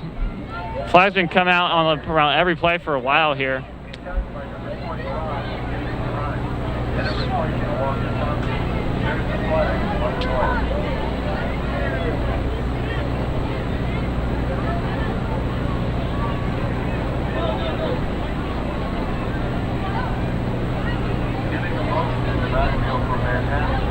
Another penalty on Manhattan. Washburn did decline this one because it's going to stop a 4th and 23, which is definitely a punting situation for the Indians. Looks like Jackson Bowles is going to be in his own end zone punting this one. This could be risky. They got to have good protection here. No silly mistakes by Manhattan or Washburn. We'll see if they get the punt this time. If you're Washburn, you're definitely going to want to make sure you catch the ball. High snap. High snap, and the kick is really close to being blocked. And the Washburn guy did pick it up, which was kind of a silly mistake because that ball was rolling. And that was a high chance of a fumble if he didn't pick it up cleanly. Yeah, that was really likely to fumble the ball. I mean, 43.9 seconds to play in the 3rd quarter, and we've yet to see any points at all. What's happening? Yeah, this quarter might be the first time in this game where no team is able to score in a quarter. The previous 2 quarters had a score of 7-7. Yeah, both teams scored 7 points in each quarter. And this one, the blank slate so far. And 4th quarter, it might come down to a field goal or a touchdown to win it. Both teams playing very well. The defenses have definitely came to play today. Here's DeWeese. He'll give to Adams, who is back after a big stretch, it looks like. He's been having a game tonight, but he only gets about 2 on that carry as a swarm of blue jerseys wrap him up. Yeah, the 3rd quarter here's coming to an end as there's only 30 seconds left. We might have time for 1 or 2 more plays, depending on how quick Washburn works. DeWeese trying to hurry it up. They get Titan Osborne off the field. Waiting for the play call. 15 seconds to play here at Bishop Stadium in the 3rd quarter. And it looks like they might be taking it to the 4th quarter here. Let it run off, yes. And what a game this has been. No points scored in the 3rd. It's 14-14 here at Bishop Stadium. What a quarter that was. Yeah, that 3rd quarter had a lot of mistakes by both teams. Flags, fumbles. No team able to score. And we're set for a great 4th quarter game tied 14-14. Adam, would you agree that this game might come down to whoever scores the first touchdown in this quarter? Or field goal? The way these defenses have been playing, if they keep that up in the 4th quarter, I think the next score could very well win this game.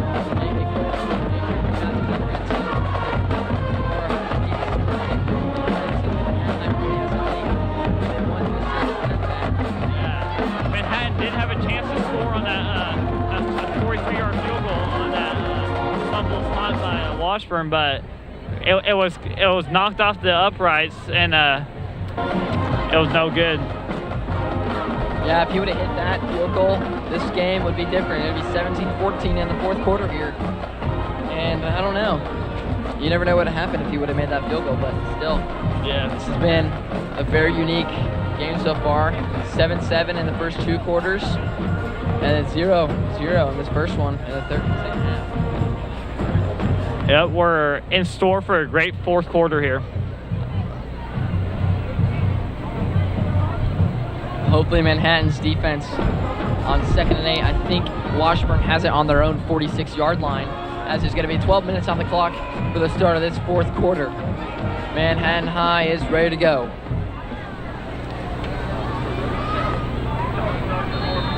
Washburn has the 2nd and 8, and they're on their own 46-yard line. Here's DeWeese. He claps for it. Adams goes out, trying to he misses his block. Wide open downfield. What a catch. And Washburn starts off their fourth quarter with a big play. Yeah, what a throw by DeWeese there. Aiden Tibbetts with a nice grab there, and Washburn comes up with a big gain. Yeah, Adrian Tibbetts, we haven't seen much out of him this game, have we? But finally the senior getting a grab, and that's great to see. Yeah, that was a very big play to grab by the senior there, as that picked them up a first down, and they're in Manhattan's territory. This is big. From Manhattan's 32, it's 1st and 10. DeWeese is going to call for it again. He'll fake to Adams, trying to escape pressure. And he trips and falls. The pressure got over him, and the turf monster got his heels. He's down on the ground for a loss of about, looks like 4. On that one, DeWeese looks like he just kind of slipped and just, I don't know, didn't see a whole lot of contact, but he did fall down behind the line of scrimmage for a loss of 5 yards. That's a disadvantage of playing in high school. If you fall down as soon as you hit the ground, you're considered down. So huge play right there. And now they're at a 2nd and 14, I think it looks like, from Manhattan's 36. Big drive. This could be the game decider. They'll throw to the flats to Adams. The coverage is there. Adams gets by and gains a good amount of yardage right there. Yeah, this is going to set up a 3rd and manageable for Washburn. I mean, they might, I don't know how good their kicker is, but this could be field goal range if their kicker has a leg. 3rd and 8 from Manhattan's 30. This fourth quarter off to a great start from Manhattan as there's 10:55 to play. There are Manhattan's 30 and only a couple of plays. This is probably one of the biggest third downs of the games for Manhattan's defense and Washburn's offense. Let's see what they can do. Yeah. Here's DeWeese in shotgun. Adams right behind him. A little bit to his left. There's a flag on the play. Flag on the play. False start on Washburn. That is going to make this 3rd and manageable, push it back to a 3rd and long. That is a mistake that Washburn is not ready to do there. DeWeese looks very frustrated right there, certainly, after they had a good field position, and it knocks them back to 3rd and 13 now, which is harder to manage, but we'll see what they can do with this pass game. This is probably a passing situation here for Washburn, so Manhattan's defense has got to be ready for a pass play.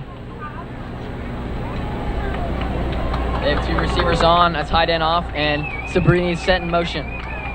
He'll run out. Looking in the flats. DeWeese feeling pressure. What a throw. What a throw. And it's caught for, looks like a first down. What a play. Washburn rule. It's going to keep the drive alive. And that's Adrian Tibbetts again. His 3rd reception of the night and 2 big ones here in the fourth quarter. What a play. Yeah, Aiden Tibbetts, man, he's been really coming on strong for Washburn late in this game. He's been making clutch grabs. That was on a 3rd down, and they really need that to keep the drive going. Oh, yeah. And they're definitely in Manhattan in the red zone right now, and they're looking to score a touchdown. Washburn rule always gives Manhattan a hard time at home. This is the biggest game of the season, I think, for Manhattan. That one's caught by Sabrini, and he gets a lot of yards, and he's inside the 10 down to the 6-yard line. Manhattan red zone is getting tighter and tighter as they get each play going. Yeah, Branton DeWeese has really been on target with his receivers in this on this drive here, marching right down the field. Not as loud here anymore as Adams is going to kick it outside. He's going to get tackled, but I think he's going to get in. Did he get it? No, he's short. by it looks like maybe a foot. Yeah. What a run right there by Adams. Adams showed some great strength and perseverance as he did not go down. He crawled all the way down to around the 1 yard line.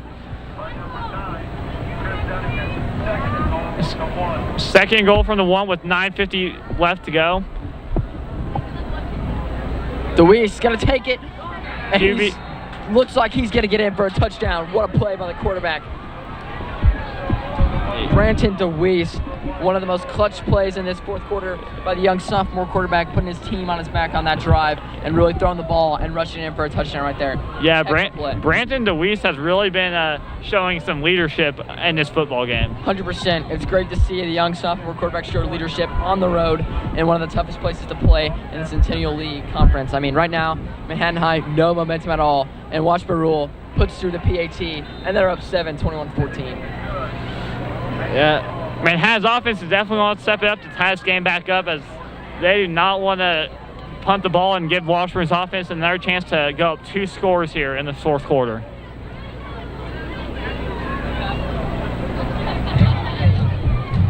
I think Manhattan would be maybe winning this ball game by 3 right now, possibly if things went their way, but silly mistakes, penalties on drives, fumbled snaps, everything that could possibly go wrong has almost gone wrong for Manhattan. And when they're playing at home, they're feeling good about it. Everything goes bad, and they're down 7 right now in the fourth quarter. But still, 9:45 to play. They got time to score a touchdown to even this thing up. But we'll see what Keenan Schartz and Vinny Smith in the backfield can do for this Manhattan offense. Yeah, this is definitely not the ideal situation if you're the Indians, being down 7 here in the fourth quarter with 9:46 to go. But you just got to get your guys together, and you got to put together a drive here, and you got to get points. On this drive, you got to get some points. Dayton Smoot, the kicker, is lined up to kick this one away, it looks like. Manhattan High really needs something electrifying. It could be a kick return. It could be a touchdown. They need momentum, though, don't they?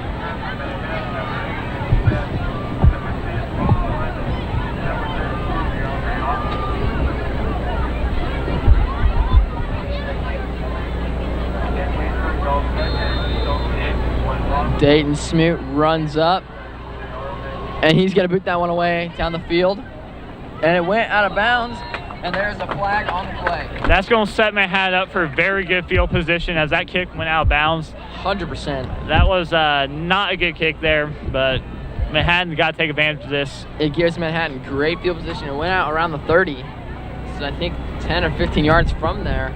So they will get almost halfway down the field to start this drive. And they just got, I mean, this is just great field position for Manhattan. They need momentum, and they, I think, just got it. Manhattan's definitely going to be looking to score here. They're down 7. Don't want to give the ball back to Washburn Rule in this fourth quarter to give them a chance to go more than 1 score. And they're on the 35-yard line, it looks like, which is great. 1st and 10 from their own 35. Manhattan really needs to get something going here in this fourth quarter. They've been scoreless through the whole second half. Schartz motions Bowles out. He'll call for it. Screen play. Look at deep. Jackson Bowles, what a catch! Yeah. Jackson Bowles. Wow, what a play. What a grab. That was a athleticism. Great grab right there. That defender got mossed right there by Jackson Bowles. What a catch. And Jackson Bowles, being as big as he is, really, that's just outstanding catch for him. I mean, standing at 6'3", going over the top, put his hands through there, but he had to control the ball, and he almost broke free for that touchdown, but he got tripped up at the end.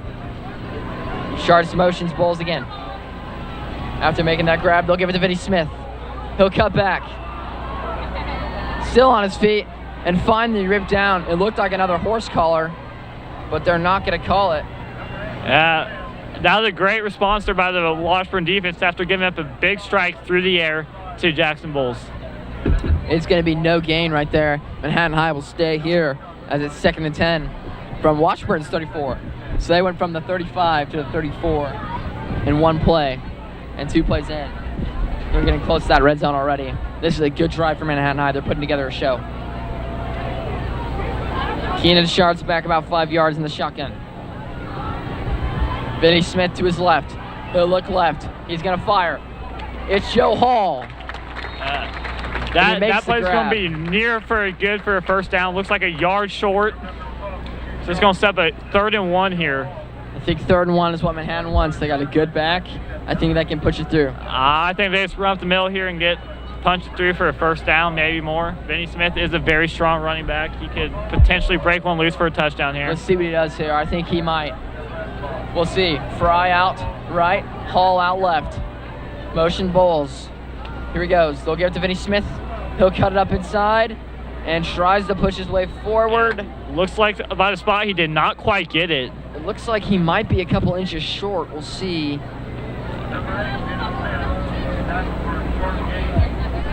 And they're taking a referee timeout. They need to bring the chains in to see if he got it. This could be a big play right here. Yeah, this is a huge call. If this is not a first down, I don't know what the Indians will do. They might go for it. I mean, there is only 7:57 left in this game, and they do not want to go down another 2 possessions. No, they don't. And it looks like he might have gotten that. Depending on the ruling. Kink. And it's a first down for Manhattan down by the High. Indians. Football is a game of inches.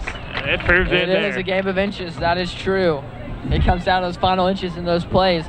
Manhattan High in business now from the 29 in Washburn territory. Close to the red zone. This is when they get really good with the run game. And then Keenan Shards is known to love the corners of the end zone as well. So we'll see where they put the ball in play here. Joe Hall is going to go line up right. Looks like Kyler Hahn is going to line up to the left. Joe Hall on Sharts right. Sharts is going to call for the ball. They bring motion out. Jackson Bulls got the motion. He's intercepted dangerous by pass. Washburn Rule. That ball was tipped and it ended into the hands of Washburn Rule.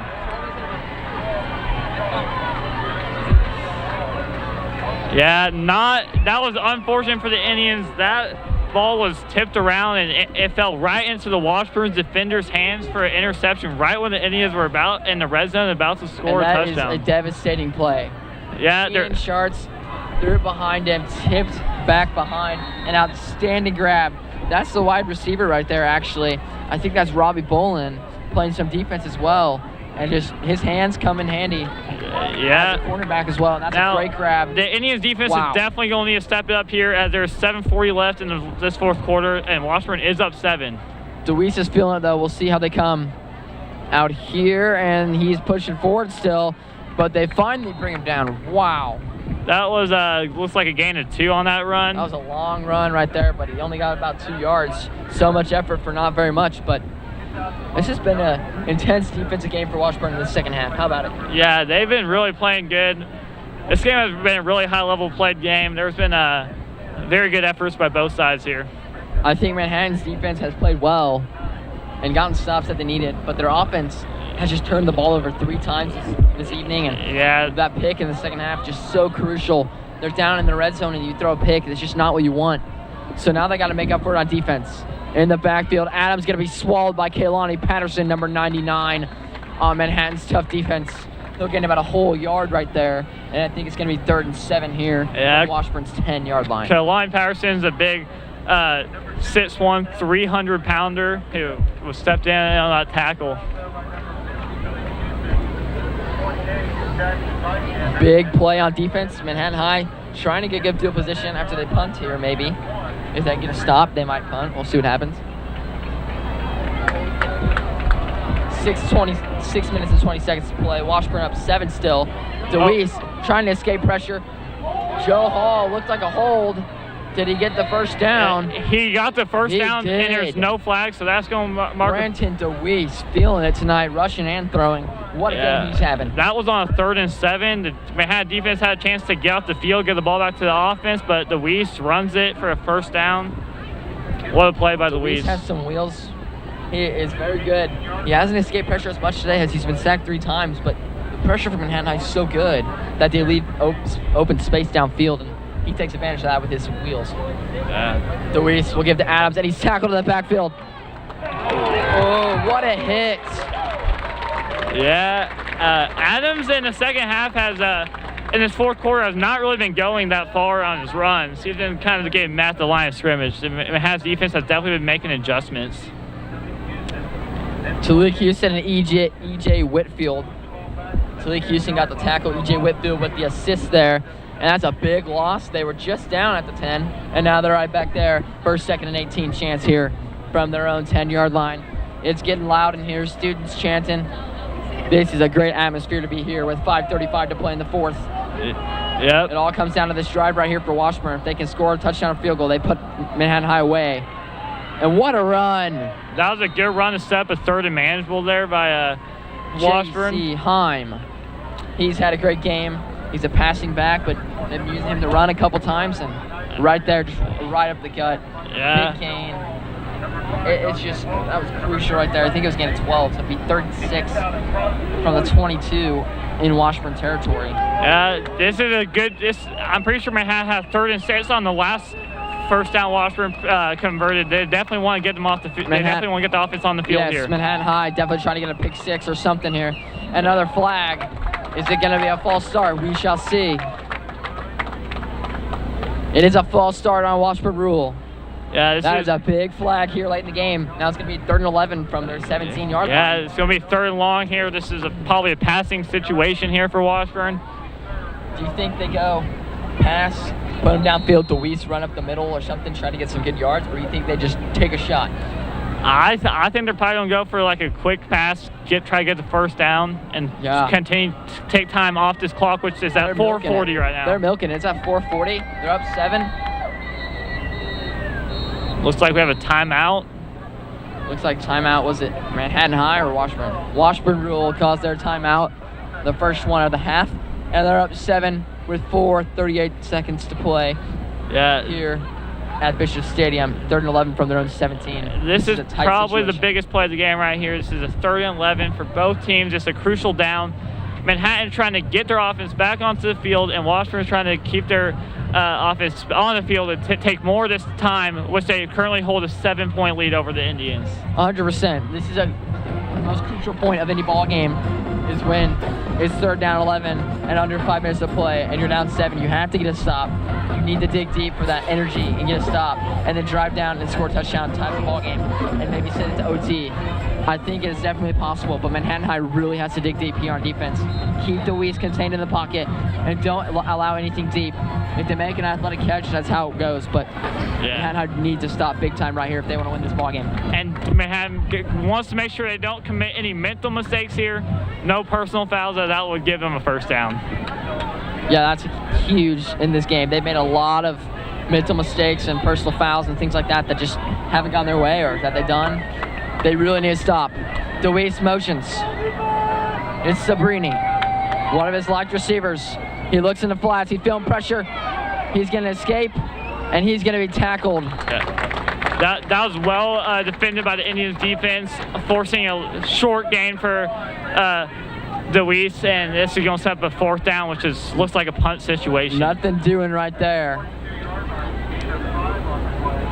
Looks like it's going to be 4th and 6 from their 22. 4th and 7 from their 22. Yeah. Huge. So the Indians are going to get the ball back with around a little bit less than 4 minutes to go in this 4th quarter. I definitely think they can drive down the score, but it's all a matter of turning the ball over and mental mistakes like we talked about. They have to do good right here. Yeah. There's a timeout on the field for something. Yeah, 3:54 left in this ball game, and it's a 7-point game. But then, you think Washburn does something crazy and fakes it? I cannot see that happening. I don't see it happening. Because if they do not get this, that will set the Indians up for great position to get a touchdown. That's the crazy thing. Now, I'm trying to figure out what's going on the field right now, as there seems to be another conference. I think they're trying to figure out if there's a penalty or what. I'm not sure. Or clock, maybe. Shutting down the score here in the second half. Leeds had a big trail, 49-9 in the 3rd.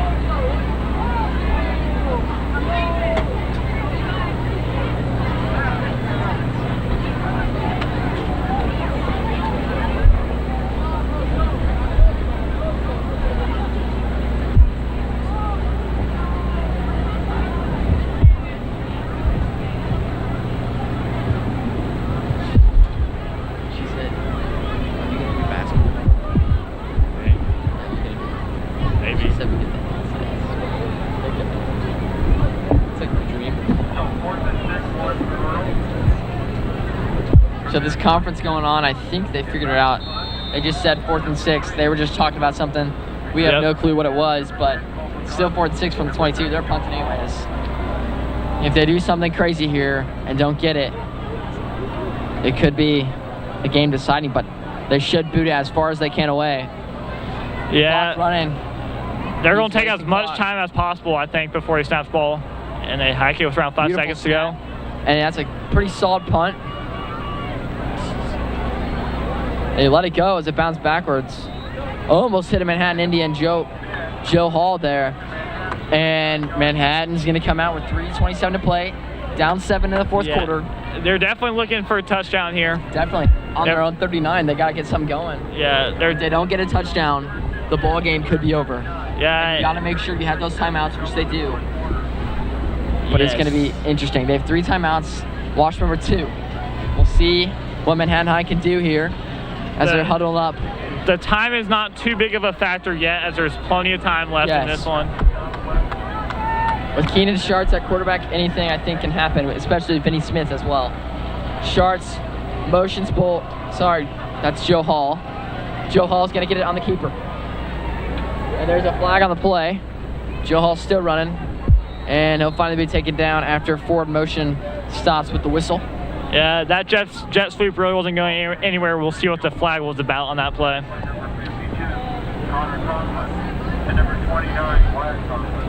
On the play against the offense. Ooh, that's a holding on the Indians. That's going to make this comeback drive very difficult for the Indians as it's going to step especially when it's on your own 39. It was where you start, and it bumps you back 10 yards. You're going to be sitting on the 29-yard line, and that's not great for the Indians. They have to get more yards that way, 71 yards, but they have 3-4 plays to get 20 yards right here. They have a shot. We'll see what happens. And they're going to pass right here. Looking, and he does. He finds, I think that is Fry on the reception, and it is number 18, Fry, is going to get a good reception for Manhattan. They might have marked him for a first down. I think he did. 20-yard passing play. Keenan Schartz throws a dime, and they're moving the chains. First down. Clock is running, but it's not an issue if you're at the 49-yard line, is it? The clock just went below 3 minutes in this fourth quarter. Manhattan is down 7 points. 2:50 to play. Keenan Schartz lines up at shotgun again. Only been under center twice. He'll get it, and he'll keep it. Schartz trucks a man, still on his feet, finally brought down after a big gain of around 4 yards. Looks like 5 yards maybe. Oh yeah, 5. Halfway there. Big gain after trucking a guy. That was a good first down play by the Indians, getting 5 yards there. The clock is at 2:20 with in the fourth quarter. They're not worrying about clock right now. They got 3 timeouts to spare. They got time, and they're driving. This is a great ball game. He'll pass quick. Way overthrown. Yeah, it's going to set up a 3rd and 5. This is definitely four down territory here for the Indians. They shot themselves in the foot again with a huge overthrow. Kyler Hahn was there, just couldn't hit him. Yeah, you got to settle down in this situation and you just got to calm down and make good throws. Keenan Schartz can hear the noise from the opposing side of Washburn. They're getting loud, and they're our way. Schartz lines up at shotgun. Bow motion.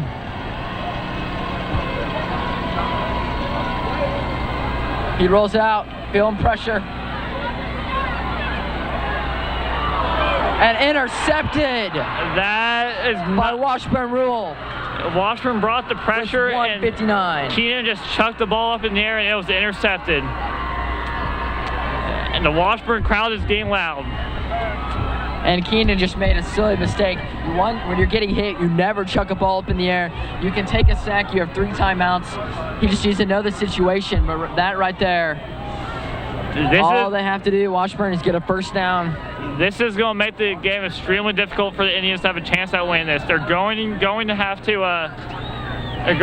to stop him here, or maybe they're probably going to want to force a turnover. I mean, with DeWeese playing as well as he is, I think Washburn might have this one in the bag. Even though Manhattan has 3 timeouts, They're getting first downs. As long as Washburn does not have penalties, they can give it to Adams and DeWeese, and they can shut this thing out. Here on the road, this will be a good win. Adams, oh, what a gain. He's still trucking. Still trucking along. They're still pushing him. Wow. Yeah. Gain of 7 on the first play of the drive. This is going to set. Clock running. Yeah, this is not good for the Indians. I think Joe Schartz might think, starts a gain of 6 actually. Joe Schartz might think that this could be coming to an end here. 2nd and 4 with 1:30. And I think this might be ball game here at home in Bishop Stadium. Yeah. Keenan Shart's going to regret that play as that cost them the ball game. But that's not the only factor, right? Yeah, there's been other factors in this game. Crazy. Washburn's really been playing tough in this one. They have a good team this year. DeWeese, a great quarterback. And Adams up the middle for a first down. Washburn gets a big gain. And I think that could be ball game here at Bishop Stadium. On the road, Washburn dominating with right now. With a minute 6 left, Manhattan has 2 timeouts left. Washburn can just run the clock out and win this game. Washburn really fought hard coming into opposing territory here and come out with the win. Yeah, absolutely. I mean, nothing else to say, but Washburn shutting out Manhattan High in the second half with great defense. 2 interceptions by Keenan Shartz in the second half. No picks in the first half. He threw the ball great in the second half, besides the 2 terrible throws that were picks. And then Washburn's just pressuring that junior quarterback. And DeWeese is just outplaying the defense as well. Yeah, DeWeese was really impressive in this one, throwing the ball all over the field to all of his receivers, getting all of his playmakers involved, and they've been really doing well.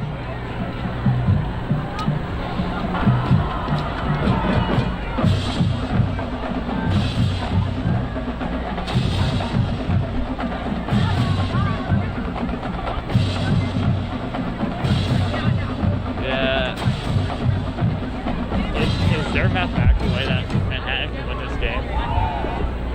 There is, but I don't think there's unless there's a turnover.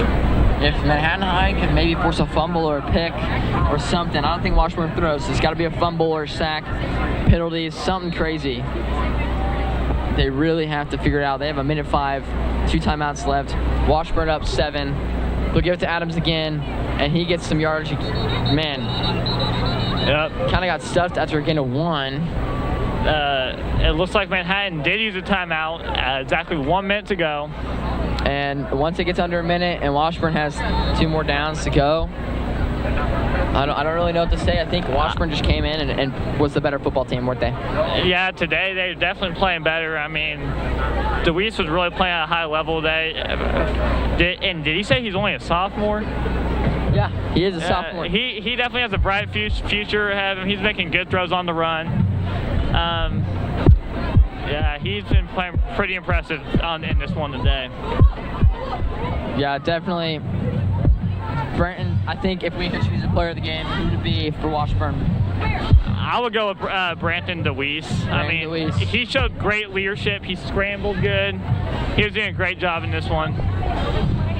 He has definitely played well. He had not missed very many people this second half. He's been throwing that around like a rifle. Yeah. His feet have been moving outside and inside the pocket, and he's been staying patient with this team. And they've only scored 7 in the second half. Their defense has also come in clutch as well. DeWeese is going to call for it. He'll give it to Adams once more. Adams going to be stopped back. They're going for the strip, but he holds tight. I believe Manhattan called another timeout. And that is their last timeout. Yeah, there's 55 seconds left. It's going to set up a 3rd and 10. Yeah. And I think we can call it a ball game. It is 3rd and 11, so they do have to get a first down, but the clock will run out. How long is the play clock? There could be 5 seconds left. So the play clock is 25 seconds. So once they run a play, it'll count for 25 seconds, and then they can kick a field goal. And that would definitely seal the game. Seal the deal. Yep. Washburn's definitely feeling pretty happy. Their win percentage is around 99.9% right now. I mean, story of tonight, a sophomore quarterback playing maybe one of the best games of his career. Yeah, and on the road and just stunning Manhattan Indians here. This is the first time Manhattan, I think, has been held to 14 points all season. Yeah. They've scored, I think, at least the lowest they scored, I think, this season is like 28 or 30 points. Yeah, so and great. you gotta also give a good effort by the Washburn defense, really flying around the field, Yes. making plays. This 100%. one, Deweese running it. And Deweese is going to run. He's putting on the Jets, and he'll be tackled, but the clock will keep running. He made sure to drag that one out a little bit. And a 40-second play clock, that is ball game, I think, because the clock and game clock are separated by about 7 seconds. Yeah, Washburn will have to run one more play, so there is a very slim hope for Manhattan. They might punt this, they might kick a field goal, or they might just run around for a couple seconds.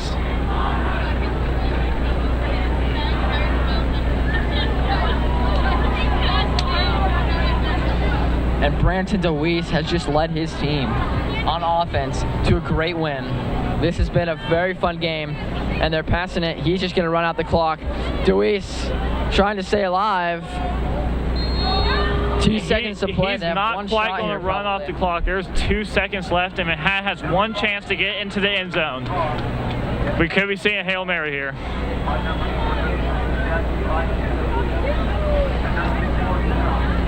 Deweese was trying to run around for the remainder of the game. He could not quite do it. There's 2 seconds left on the clock. Manhattan High needs a miracle. Yeah, Washburn in the prevent defense, just making sure no one gets into the end zone here.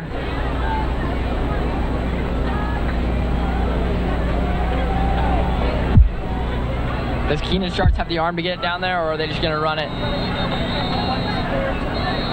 Washburn. Timeout, Washburn. This is going to be dragged out with 2.3 seconds to play. This has been a great game, though. Washburn will win this game on this play if they do not get into the end zone.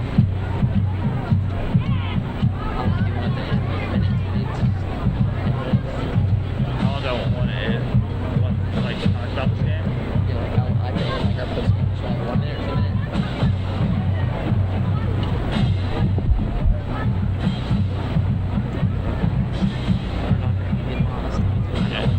You talk about that. I don't know how. So in the post game, talk about that. All right. I don't know.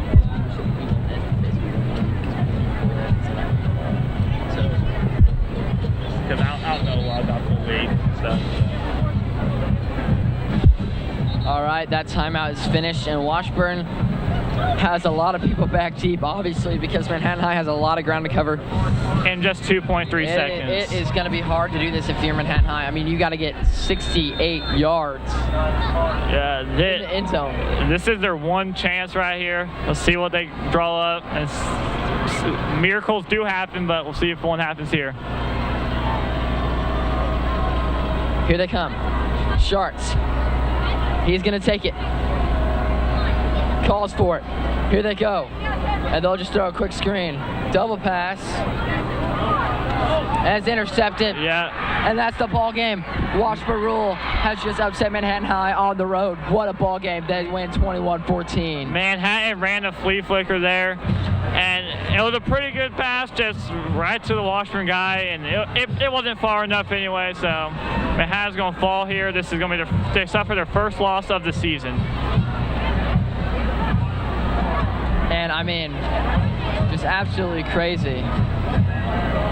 That game was just insane. Yeah. Are we live?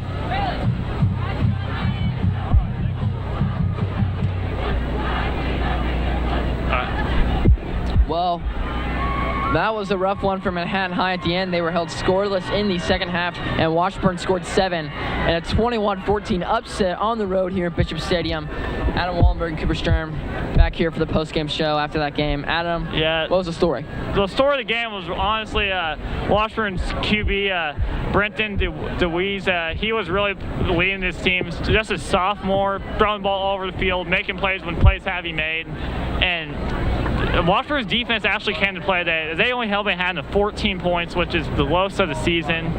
Great effort by Washburn to get this upset victory on the road. It was definitely a great effort by Washburn indeed. I mean, they came into this one. I think they were the underdog. Manhattan High was expected to run them over like they did Seaman last week on Friday. But tonight, Washburn had a different story. Defense played really well. Keenan Shards had 2 picks, and they threw a pick at the end there on desperation time. But what a game by Branton DeWeese. We chose him as our MVP. He played great as a sophomore, coming leading his team on the road. That's a great win. Now, Cooper, what does this loss for Manhattan do for their league implications? So I would say that league, this was one of the biggest games of the season because Manhattan's probably, Hayden is tough too, but Washburn I think is the toughest person in our league. So to come at home to win this, districts is an option at home. But now that Manhattan High has lost this ball game, Washburn Rural has just defeated us at home, and they're on the road. So that takes down our league chances a little bit less, and we might not be able to play districts to get to state here at home. So that could really affect our young team. When we play on the road, it's a lot harder. What a great win for Washburn. They're obviously excited about this one. Tough loss for Manhattan. Next week they got Topeka West. And Topeka West should be a challenge for them. That hopefully they win that ball game and continue to high hopes for league. So thank you for watching. This is MHS Student Media here at Bishop Stadium.